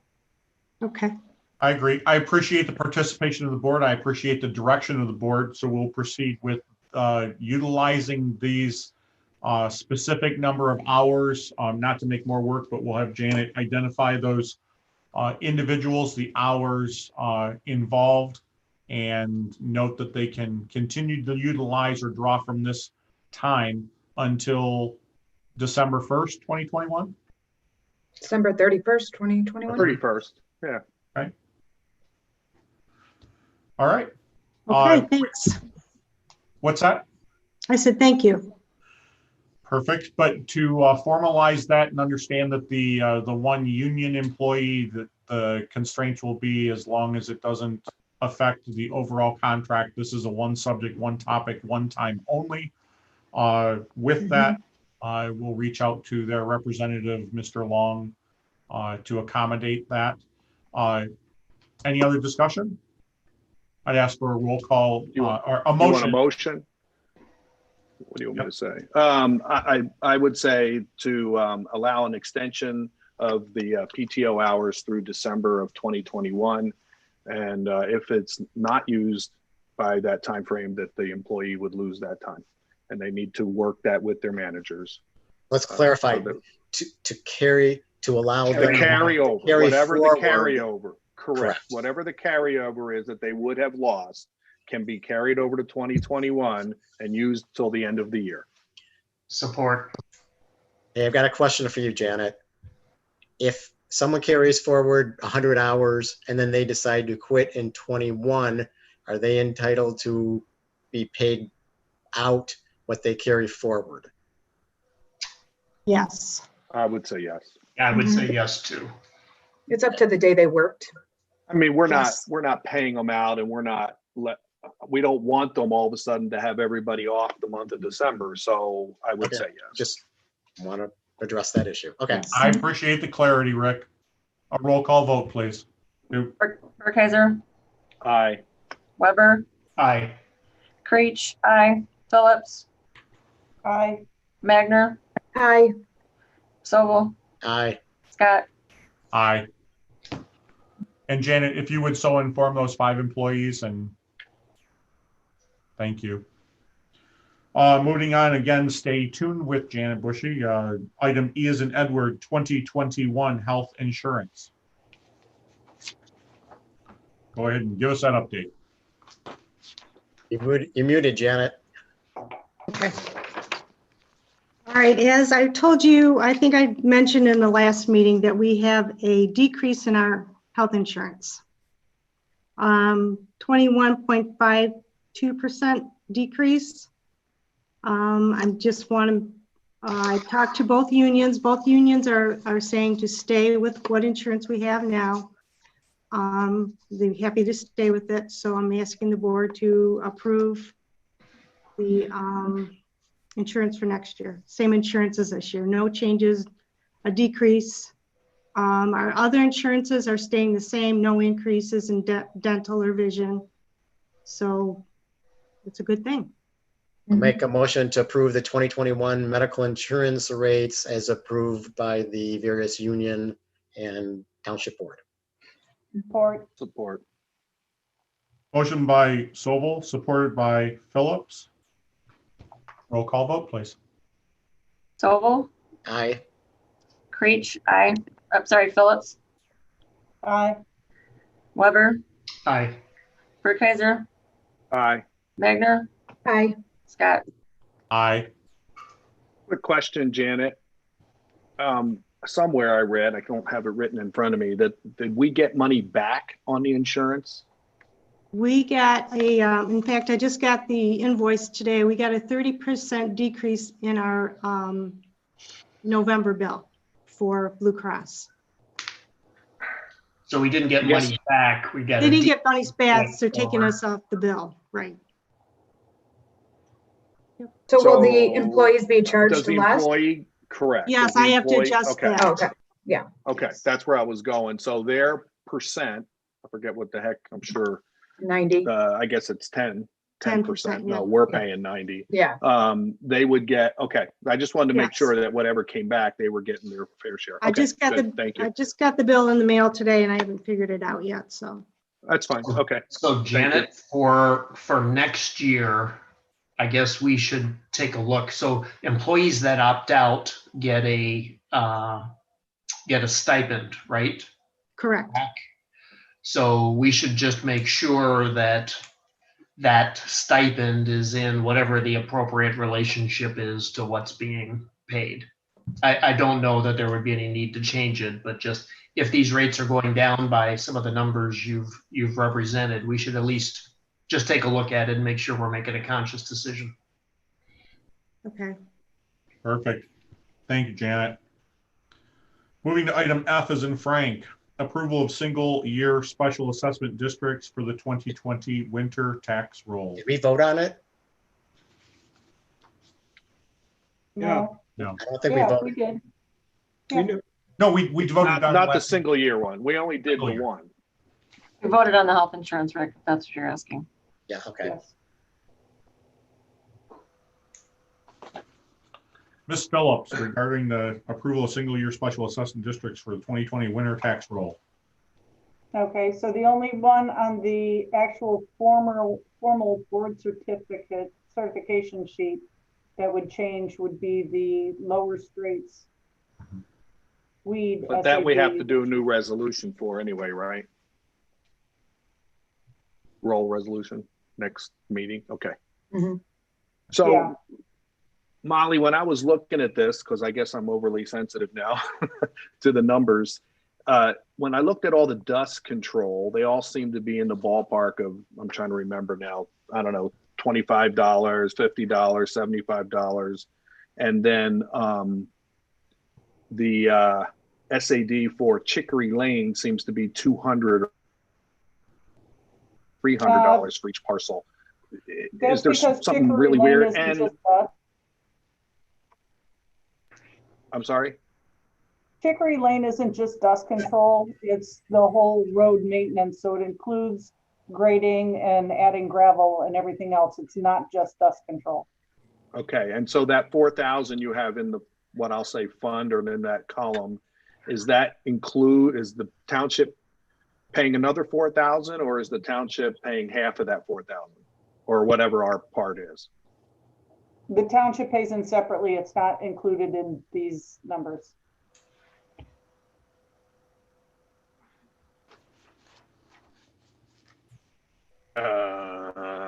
I'm confused with the way you said that. So are we paying $293 as one of it, or do we have 3 parcels and we're paying 3 times? How does that work?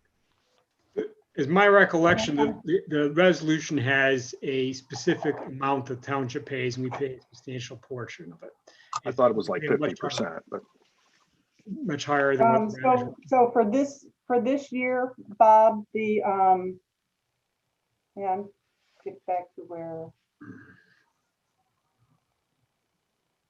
So for this year, the township contributes the total SAD cost.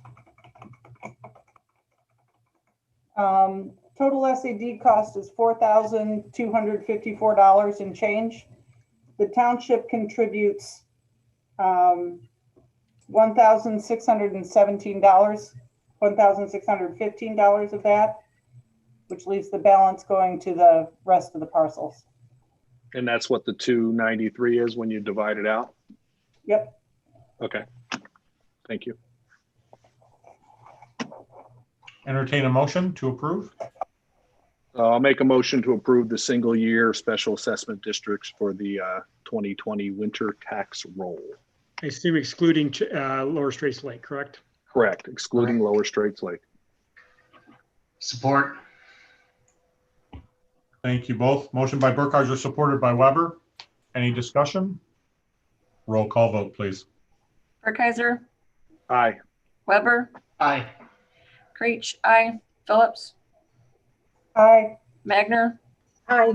Stovall, Aye. Scott. Aye. Motion carries. Moving on to item G as in George, admin fees for the Water Resources Commission. Miss Molly?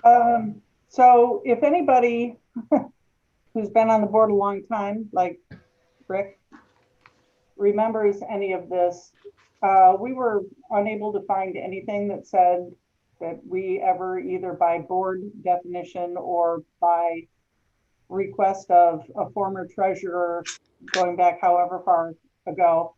But the Water Resources has been sending us $30,000 a quarter, 24,000 from the sewer fund and 6,000 from the water forever.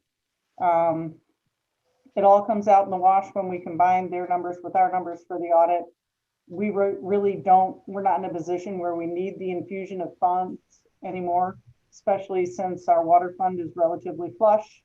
And we have an agreement with, after 2 years ago when we had to argue legally with them, we have an agreement from Water Resources that anytime I might need money from the unrestricted retained earnings, I can ask for it to pay for our debt if we don't have enough money to cover it comfortably.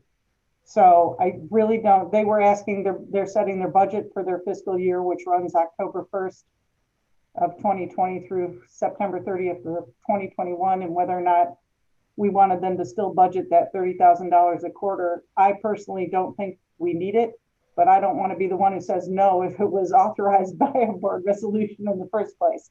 So looking for approval to tell them, no, we don't need our $30,000 a quarter. So what I do remember this being unrestricted funds, and the idea was so that we didn't have to ask for 10,000 here or 5,000 different amounts, whatever.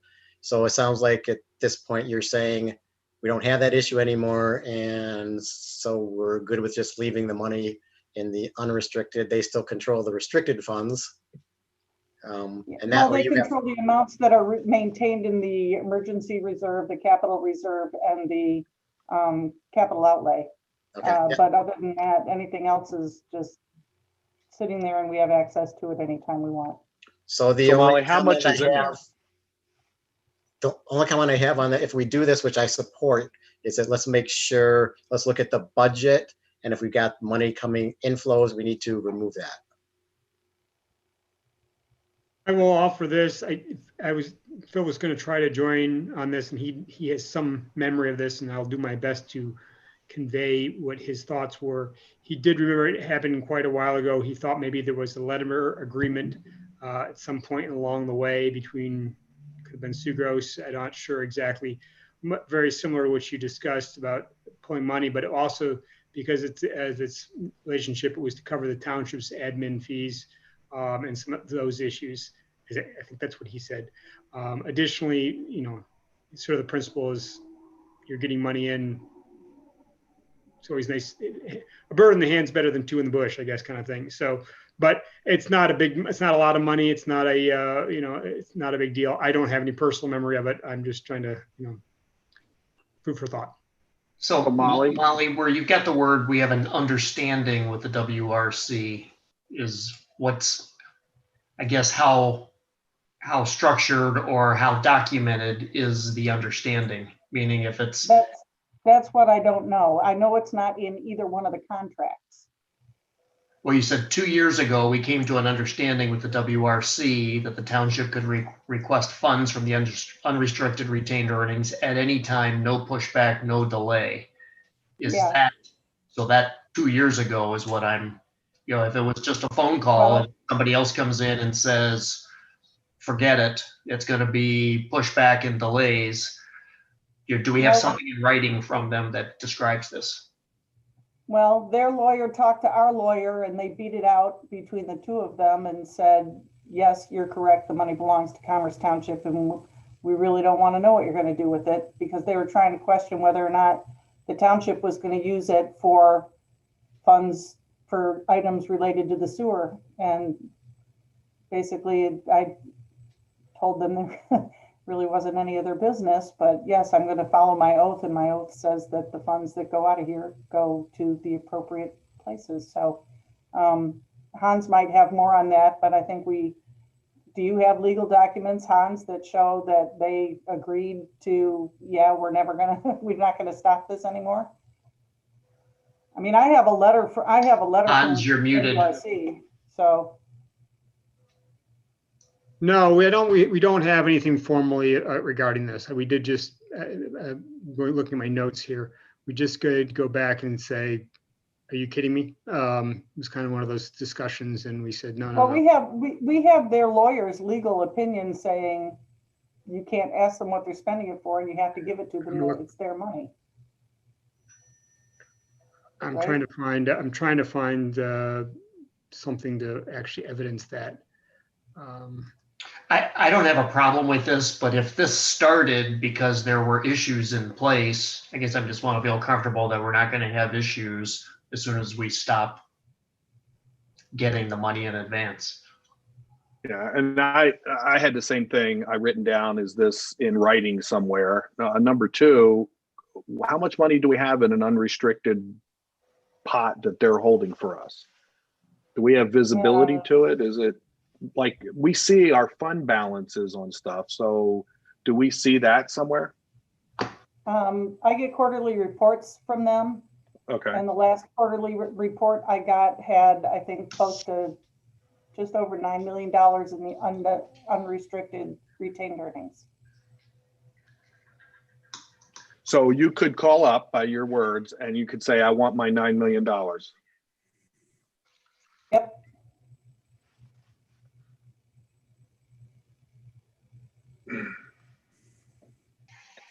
So let me think.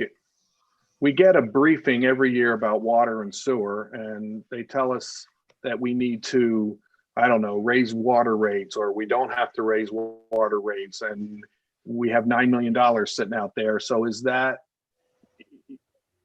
I mean, I assume if it's unrestricted, I'm not sure what that means. We have funds that we can only put a certain amount of money in that we maintain that can only have a certain amount. So this could grow to what? $50 million and the county holds that money, or I don't know. Are you asking if we could offset instead of raising I'm rates? just wondering if that money we have sitting, I don't know what the appropriate amount is. I don't know what the intent of that money is. But if it's money that's considered water and sewer money, or if it's water money, what is it, WRC? So is it just water money? Should we, No, what is it? It's water, and there's two systems. There's the water system and the sewer system. Right. They both have their own set of financial statements run by WRC. We also have our own set of financial statements for the stuff that we collect and pay out of the township offices. And all of the reserves in the water and sewer system, when Dawn Lund goes through and looks at the 20-year capital improvement plan and the major maintenance and the emergency funds that they think they're going to need to have in reserve, all of that is taken into account. Our debt service that's outstanding, all of that is taken into account, including the unrestricted retained earnings. So okay, so she's including that in her annual reports.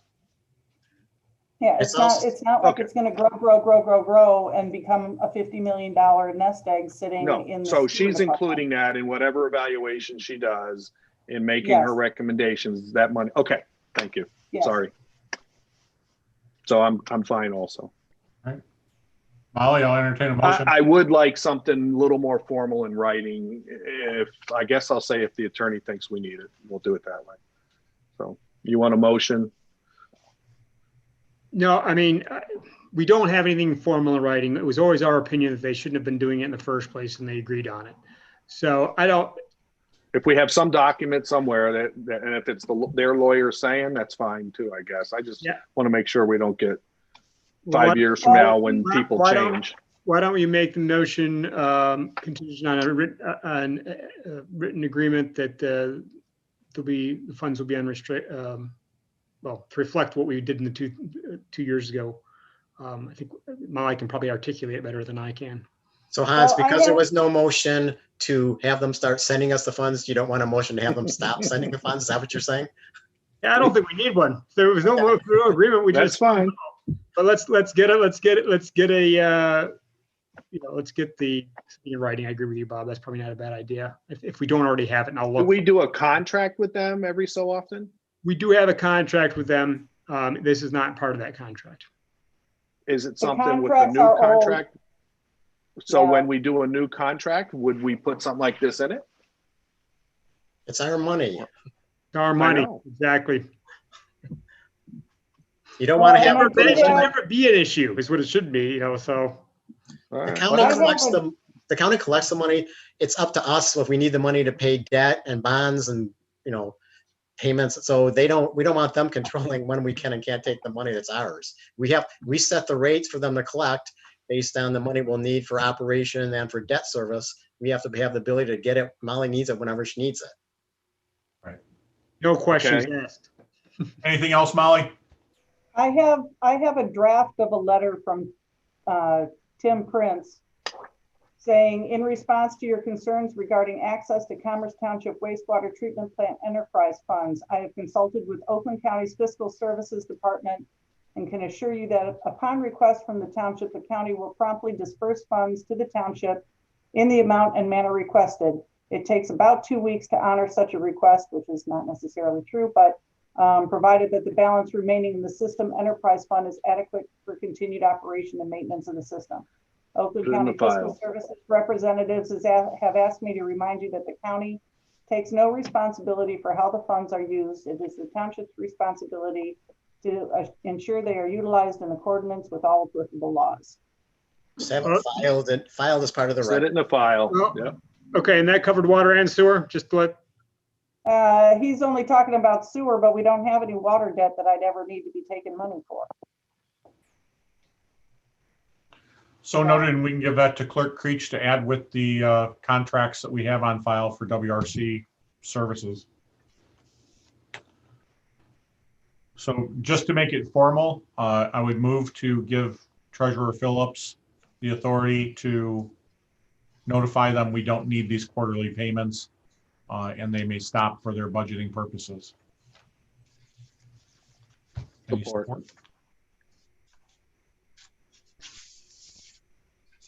Support. All right, thank you, Bob. Sorry. Motion by Scott, supported by Burkheiser. Any other discussion? Roll call vote, please. Scott, Aye. Burkheiser, Aye. Weber, Aye. Phillips, Aye.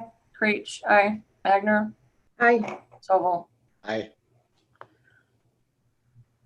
Thank you. Moving on to item number 2020, or number 8, rather, 2021 Township Budget. I believe you all have received the Improvement in Building Fund 2021 requested budget. I would note that the inquiries for pay and things of that nature are still slowly trickling in. Many of the municipalities this year are requiring FOIA requests for additional data or detail, so I don't have those for you this evening. But if you feel comfortable at reviewing the Improvement and Building Fund 2021 requested budget, I am happy to attempt to get a tentative agreement to close out this page.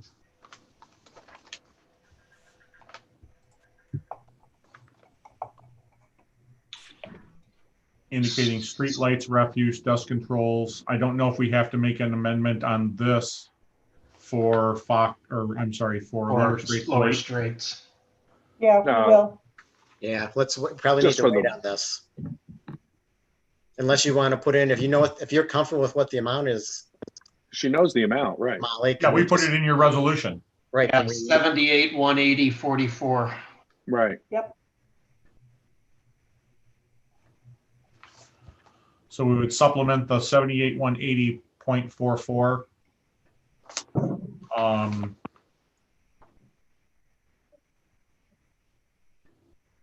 Because we're not going to approve it till after the roll resolution anyways.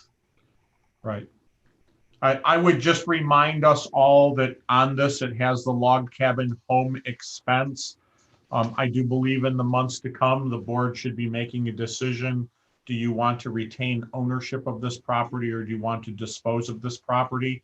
I know that it was created under Mr. Robert Long as supervisor, and there was a methodology behind it, but the reality is this building itself is going to become quite a burden if you choose to retain it.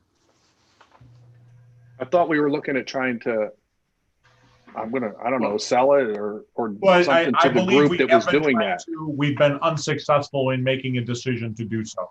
So I think I think we should make this part of our property strategy for one of our discussion meetings. I mean, we need to put as much as I hate to say it, we need to put another subcommittee together to look at all of the different types of properties we have and those that we should be taking action on. I agree. Okay, so noted, and it will be on that list. Question, Molly, on the Cooley Lake weed control. Any reason why it's 0, or we just haven't got a bill for this year, or is there's not going to be a bill? Done. It was done last Cooley Lake weed control? It has terminated. That was one we partnered with White Lake Township. White Lake Township did not get to renew. Then why do we have a 21 requested? Yeah. I will have to call White Lake Township and find out why that would carry over. No, it's not. Holy cow, Molly's disappearing into the boat. Where my magic books are kept.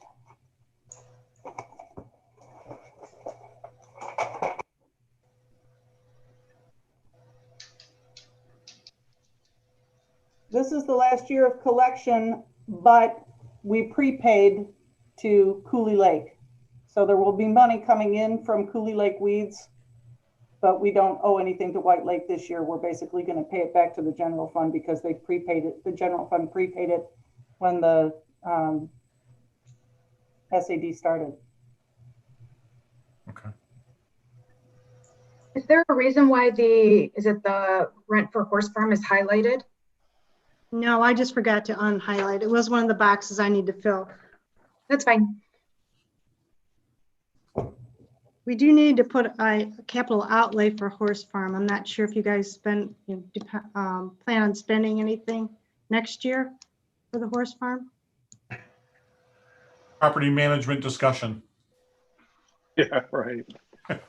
Had you off at the pass, George. I knew where you were going on that one. I don't think we have anything that we would put as a placeholder necessarily, but it certainly the most simple things at the horse farm for completing the projects that we have begun would be potentially creating a electrical panel transfer meter station and demolishing the home.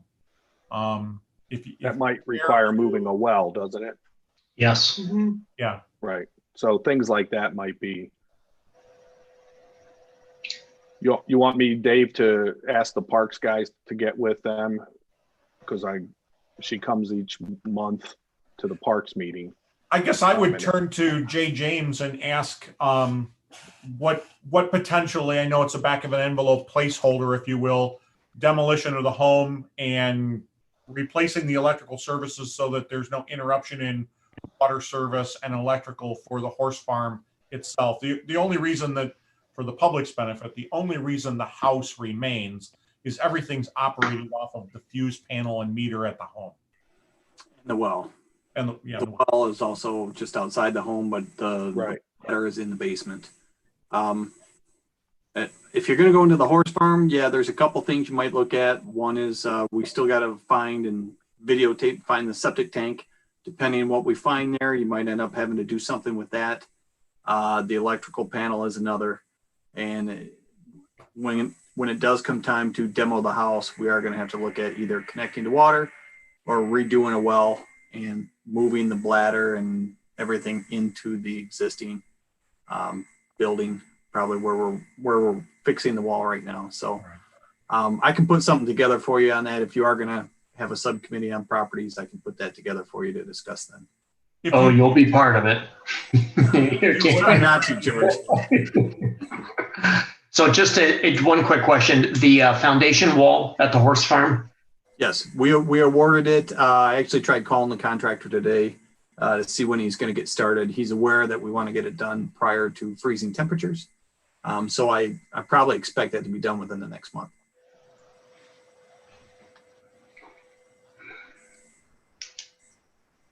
So for now, we just put 0 in there till we.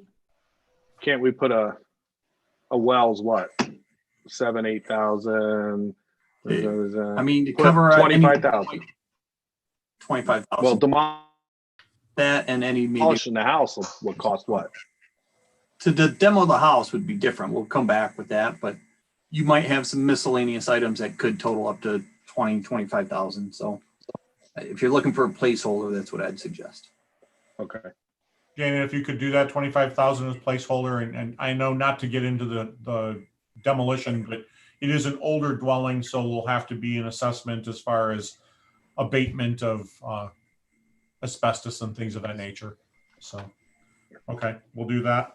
I hate to mention, but do we need to put some type of a fee on the M5 pedestrian bridge, knowing that we're at a point, and I'll reach out to David Campbell right now, knowing what we're approaching a point where we're doing a punch list on what needs to be finished on the bridge, keeping in mind that has highlighted that we've had 6 more lights stolen from the bridge, the electrical punch list. But as we do this, do we need to have some type of a fund, if you will, to address some of these things that have occurred? We have had graffiti on the bridge. We've had banners on the bridge. We've remediated both of those quickly. We now have had 6 more lights within the sail walls that shine up into the cement, where the thieves actually removed the waterproof cover, removed the, if you will, the mechanics or brain and light system itself, and then remounted the glass lid using all of it, keeping it weatherproof. This has been turned over to the Sheriff's Department for investigation. but do we need to have some type of a dollar amount placeholder to address whether it's lighting panels, anything of that nature? Security, David, Does any of this, cameras. Pardon me? does this fall under the airline trail? The maintenance Or of the does it- bridge does not. It falls on Commerce Township. Does our insurance cover anything once it's And that was my stolen? next question. Yeah. Potentially it will. We'll have to make an assessment. At what point is it ours? What point is it still an MDOT managed project? Which is where we're heading. Have they fixed the rust issue? So the rust issue from everything I'm being told by MDOT is going to get fixed by the contractor at their cost. It's going to take over the winter for it to happen is what I'm hearing, but it is going to get fixed at the contractor's cost. With the lights, Dave, I just want to clarify, of the 6 lights that uplight the sails, 3 have been stolen so far. Thank you. I did reach out to Ray Electric and Novi to see how much it would be to replace them. It's some sort of a specialty LED. They call it an engine, a light engine, and they're like $465 a pop, so $1,500 to replace 3 of them. So if the question is, should we have a fund specific to the bridge? I think it's a good idea that we do, but it's kind of a wild guess of how much should be in that fund, because it's hard to guess what sort of things might disappear next. Before I got that quote today, I would not have guessed that an LED light engine would cost $500 for one light fixture. I'm just wondering if there might be a less expensive solution than what we have going forward. So there might be, George. That's one quote that I got from Ray Electric. I've got another group that's looking into some other options. Electric fence. My point being, I'm not sure what would be a adequate amount to put in such a fund, because it's harder to gauge or guess what might be the next thing to come up. So do we want to just put something? Do we want to just put a placeholder in there of $5,000?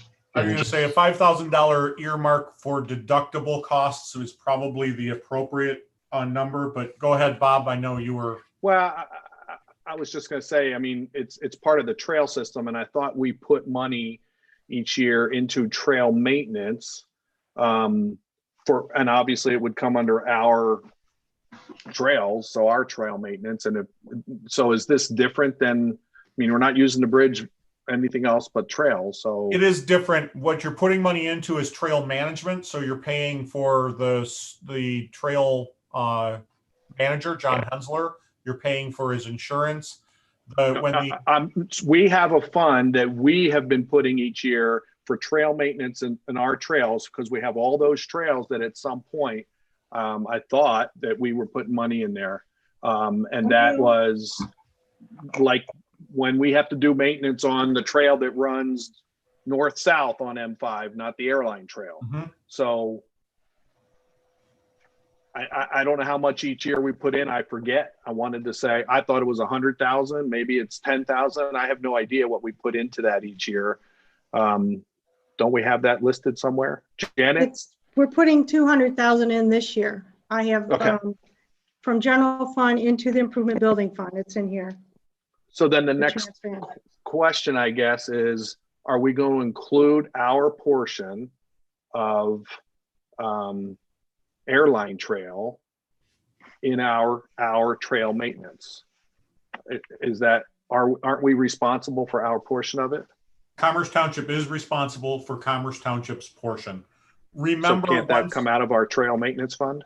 It could, but remember, once the digital billboard goes up, that will provide $25,000 a year for all trail member partners to use for trail maintenance upgrades, amenities, resurfacing, or anything. So we can draw from that as well. Well, half of that come to us and we'll half go to Wixom, or they just sit in the fund. They're the general fund of the trail. And it'll go in the general fund of the trail. So I would say we utilize whatever we would be able to utilize from the airline trail maintenance fund, and anything that we would then have to pay, I would think, should come out of our trail maintenance fund. And I don't disagree. I just Okay. think in this situation, it's going to be an insurance claim. Yes, I agree. Yeah. Just for your education, there's $321,000 in the pathway maintenance account, Okay. Including the 200 for this year? including No. the 200 that we deposited into it last year. Last year. Or actually, we haven't deposited, we didn't have anything in the budget for it this year, but we have another, what, 200,000, did you say, Janet? In for Yes, next year? 200. Yep. The other thing worth mentioning about that billboard is when it does go up, which I would have expected they would have done that by now. But regardless, in speaking with Adams Outdoor Advertising, they've already agreed to allow the township to mount some sort of a camera on the billboard angled down at the bridge, and then also kind of piggyback off of their data to that billboard because they remotely change the message on that billboard. So they've said we can use some of their data rather than come up with our own cellular connection out there. So hopefully when that comes to fruition, at least we'll have some eyes on that bridge that I hope will cut down on theft and vandalism, but I can't guarantee that. Is it a good camera or is it going to be our camera? I mean, where's that thing going to go? Because I drove by, it doesn't look like there's much of a spot for. So it's It's going a to be on couple the, hundred feet further west than where it was before. yeah, it's going to be on the west side of M5. And yes, further west than where it was before, but then to make up for that, it's going to be a little bit bigger. But it's only going to be one-sided. One-sided. Oh. So we haven't gotten to the point where we picked out cameras or anything yet, but hopefully just based on the angles of everything, we can at least have one camera perched on that billboard pointed down at the bridge. I know I've mentioned this with Mr. Campbell in a discussion point, but it's worthy to share with the Board of Trustees. I would hope that once that goes back up, you can move towards having a high resolution surveillance camera monitoring the bridge.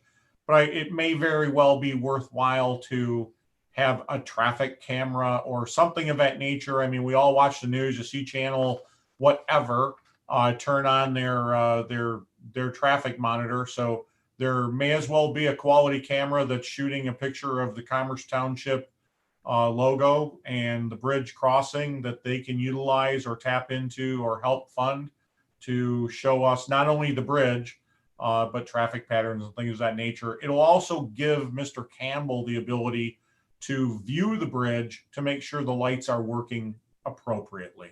We do occasionally get calls where people say, why weren't the lights on? And we kind of go, unless you're out there, you know, it makes it very difficult. So it will serve a couple of purposes to assist the township to monitor activity patterns and traffic, which also will go to a, if you will, marketing the quality of Commerce Township. With that, do you see any reason to not tentatively approve this portion of the budget? No. Okay, we'll mark it tentatively approved. I appreciate that. Wow. And then we'll move to item 9, orders and warrants. Motion to approve? Magner. Just question, just as I'm going through here, I keep seeing, so I guess it's critter control, but every month we have Orkin. Some of our buildings are handled by Orkin, some of our buildings are handled by Terminix. And just a question, is that something that we should be having done monthly versus quarterly? Monthly. So if we've got critters? Yeah. At least at the township hall we do. We have been very blessed. They have gotten better since the township hall cleaned. Duct work and everything done, but for some reason they do tend to gravitate towards Clerk Creech's office. She's got food hiding in there. Yeah. No, she does not. I think it requires, I think we need an investigation there. No, the I'll put you to investigation work they'll if you take come on, over. I won't use a last name, but Jan, I believe personally, has Stuart Little in her purse. She brings him to work and takes him home every night because we're not finding it, but we see remnants, if you will. Motion by Magner, supported by Weber to approve the warrants and orders. Roll call vote, please. Magner, Aye. Weber, Aye. Burkheiser, Aye. Phillips, Aye. Creech, aye. Sogol, Aye. Scott. Aye. Motion carries. Thank you. Item number 10, other matters. Al wants to go first. I'll get it out of the way since I always Okay. have some. So I just have two. One is a question for the chief. So I'm looking at our response times and I don't know how to judge those. So I see 6 minutes, 13 seconds, 6 minutes, 14 seconds, etc. With the inclusion of the extra personnel, full-time personnel manning the stations, I guess I have two questions. What is a best-in-class number? So as you're looking at your peers of something of similar geography, what's a number you aspire to in terms of response time?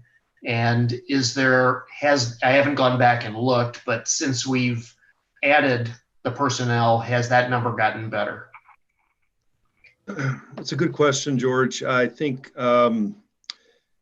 it's difficult to compare us to other communities based upon the traffic around the lakes. Not everything's a straight shot. We do have to cover a significant amount of ground, and those numbers are averages. And so sometimes, we could have a run that, could take significantly longer than that 6 minutes, and that throws off that time where we probably are normally right in that 5-minute range, which would be a good response time for a fire department of our size. To answer your other question, going from one career fireman to two career firemen doesn't necessarily make the truck quicker on its initial response. And so I think having two people on that truck is certainly the right way to do it. And so adding additional career people did not necessarily affect those response times considerably. It would probably affect the need for the second truck to show up, which does save us some time in terms of actually accomplishing the tasks when we're there, but not necessarily shaving any time off the first arriving vehicle. And maybe not for some time in the future, but I'd be interested in just kind of understanding what are the key metrics for the fire department, and I would say the same thing to Wendy for the police department. What should we know and what should be metrics we're aspiring to? It may be just one comment in a small sample size, but just in looking at the runs, it appears as though the move to STAR has paid off some dividends. I see they're responding much more frequently than what we did see with community from neighboring areas. So good call to you and Dave on making that move, at least on a short sample size. George, I would share, and I think the chief will keep this on the pulse on this issue. I think the issue is that we need to look at is monitoring the response time for STAR. Many of the times our fire department is requested and the sheriff's department's already on scene. So it's not as volatile. It's a control or stabilized situation. So they don't have to run crazy wild to get there. It's a controlled environment. The same thing in a lot of our medical emergencies when they're responding to one of our care facilities where there's a pseudo medical staff monitoring a situation, but they need more assistance. Initial patient survey to transfer someone to a hospital or something. So those that'll be the 6 minute, 13-second run where it's not a baby not breathing dire emergency, and the occasional dire emergencies, or maybe if you utilize a fire run, look at some of our more prominent, the home that exploded on Arbutus Street, what was the time there, or the lightning strike fire on Addington. And I think you'll see quality response times in those true dire emergencies as opposed to the medical support runs or law enforcement support runs. But I do agree with you. Kudos to Chief for working out the STAR ambulance and Bill and Jerry Grubb and their team have been doing a fantastic job. So the last thing I have, and this is just for information, I know everybody on this board has knows how important it is to manage and control the growth that we're having within commerce. So I just want to highlight some developments that are either coming or are being proposed to come, because I think we need to understand all of this individually. Each one of these things looks great, but when you look at them in totality, I just want to make sure we keep it ahead of it. So there's a new development that has just started for any of you that travel on Benstein that was approved. It's somewhere between 25 and 30 homes that are going into Benstein Road and Loon Lake Road on the southwest corner there. We have Pulte is going to be coming back to us with a proposal to develop the privately owned land at the corner of Wixom and Glengarry. The Planning Commission had originally denied something that was going to put 90 some homes in there, but it has been, under the way it's zoned, it is approved for 75-ish homes. And my understanding from Dave Campbell is they're going to be coming back to us looking to do that. We have Pulte's going to be coming to us for approximately 100 homes off of Martin Parkway. Those will be townhomes. And by the way, Dave Campbell, jump in if I screw any of this up. So that is something that's going to be coming. We obviously just talked about the reserve at Crystal Lake and what that's going to be. We have Aikens, where we've previously approved within their PUD 300 luxury apartments. It's not going to be too long before we start seeing that come to us. Obviously, Barrington across the street there is going to start having customers and people moving in there. And then we just received a request, which will be coming to the board ultimately, to put 190 luxury apartments right south of Home Depot, north of 14 Mile on actually it would be a mixed use, 190 apartments with some related commercial on a 25-acre spot. So there's a lot of pretty large development that's either already been approved and it's on its way, or it's soon going to be requested of us. And just wanted to keep that in front of everybody. That's all I have. So Dave, the thing that comes to mind with that is roads and traffic. So how do we link, and maybe that's supervisor's job, but how do we link the planning stuff that's going on with the road commission and their future plans?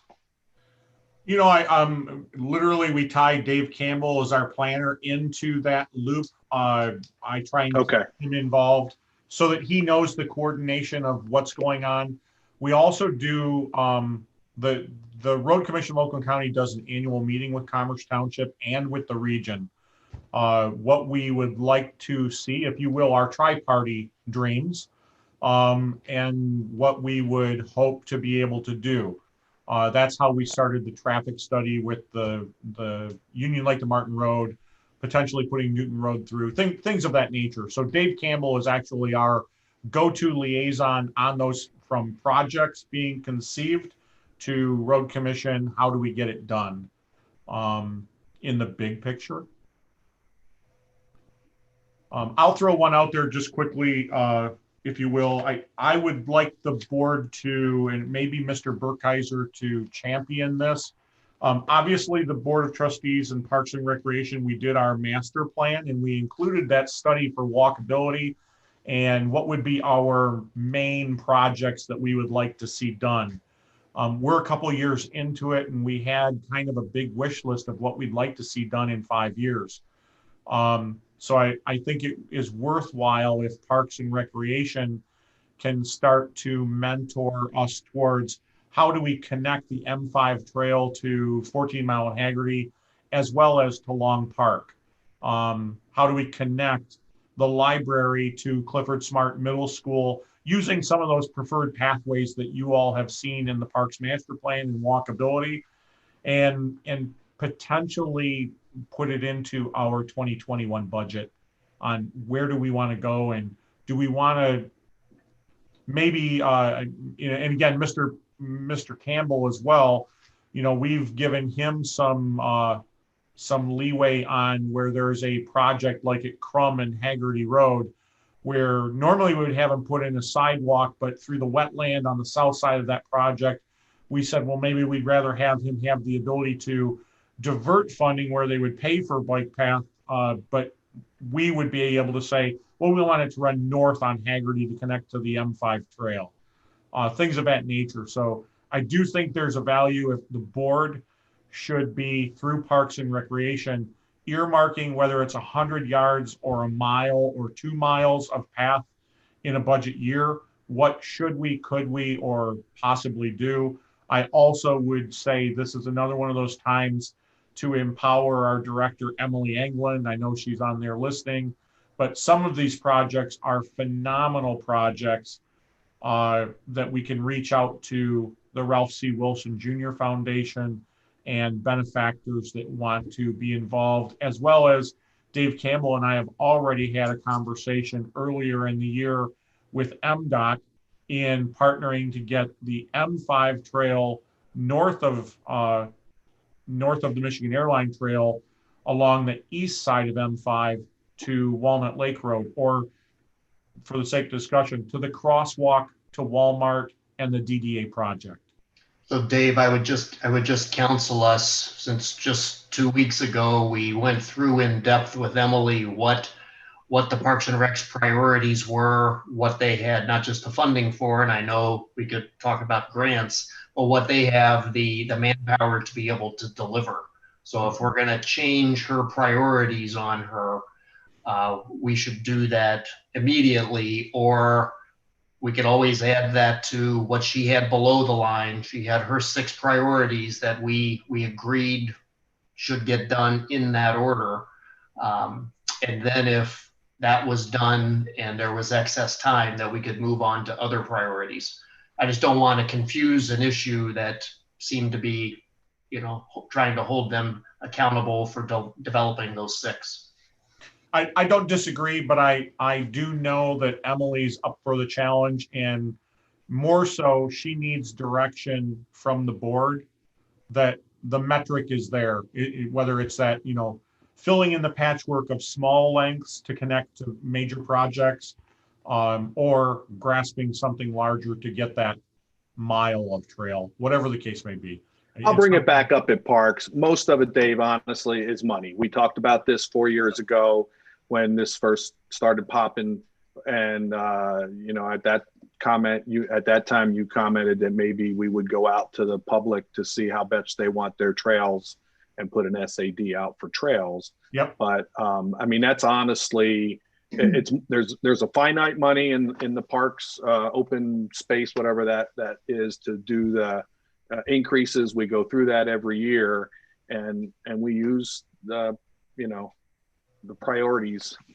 No, I don't disagree, but I think the mentality has to come from I the board. agree that I think it's something to continue to look at. And So the I'll Ralph C. make sure we Wilson look at it. Foundation has a very definitive process. Right. You have land, you have contributions, they can finish it.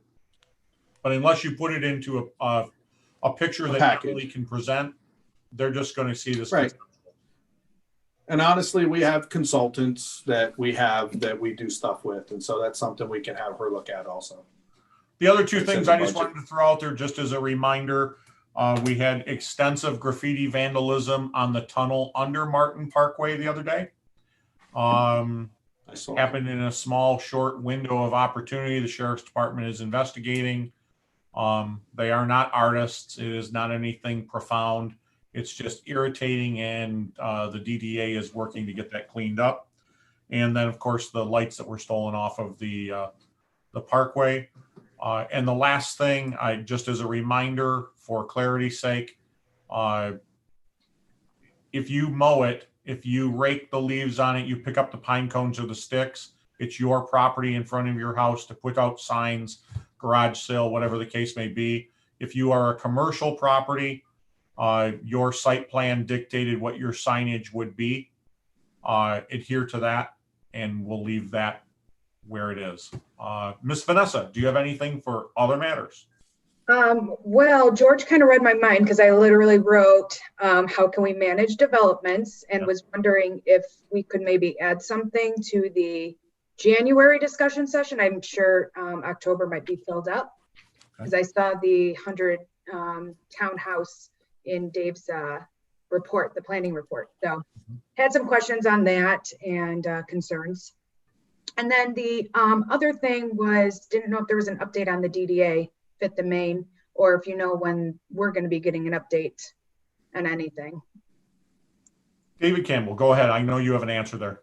You can take a stab at that. I know that conversations I've had are that Mr. Akins is very close, or maybe already has entered into a partnership with a residential developer, which I think was kind of a key tipping point to this project moving ahead. So I'm not sure if I'm supposed to name names of who that developer residential partner would be, but they tell me that they're going to be back to meet with me in the very near future with the intent of getting in front of the Planning Commission and then in front of the Township Board to make some amendments to the PUD agreement with, I think, the hopes of truly breaking ground next year. Residential, like the apartment complex that they were talking about, or is this a different piece? So George was correct when he mentioned that there's 300 units currently approved within the approved PUD. Right. Mr. Akins is not a residential developer historically, so it was always his intent to bring in a residential development partner. And it sounds like that partnership has been established. Okay. And so they're going to need to make some changes to the PUD, particularly last time I talked to them, it sounded like they wanted to flip-flop where the residential portion was going to be versus where the movie theater was going to be. And as we've talked about, you know, who knows what the future of movie theaters is in general.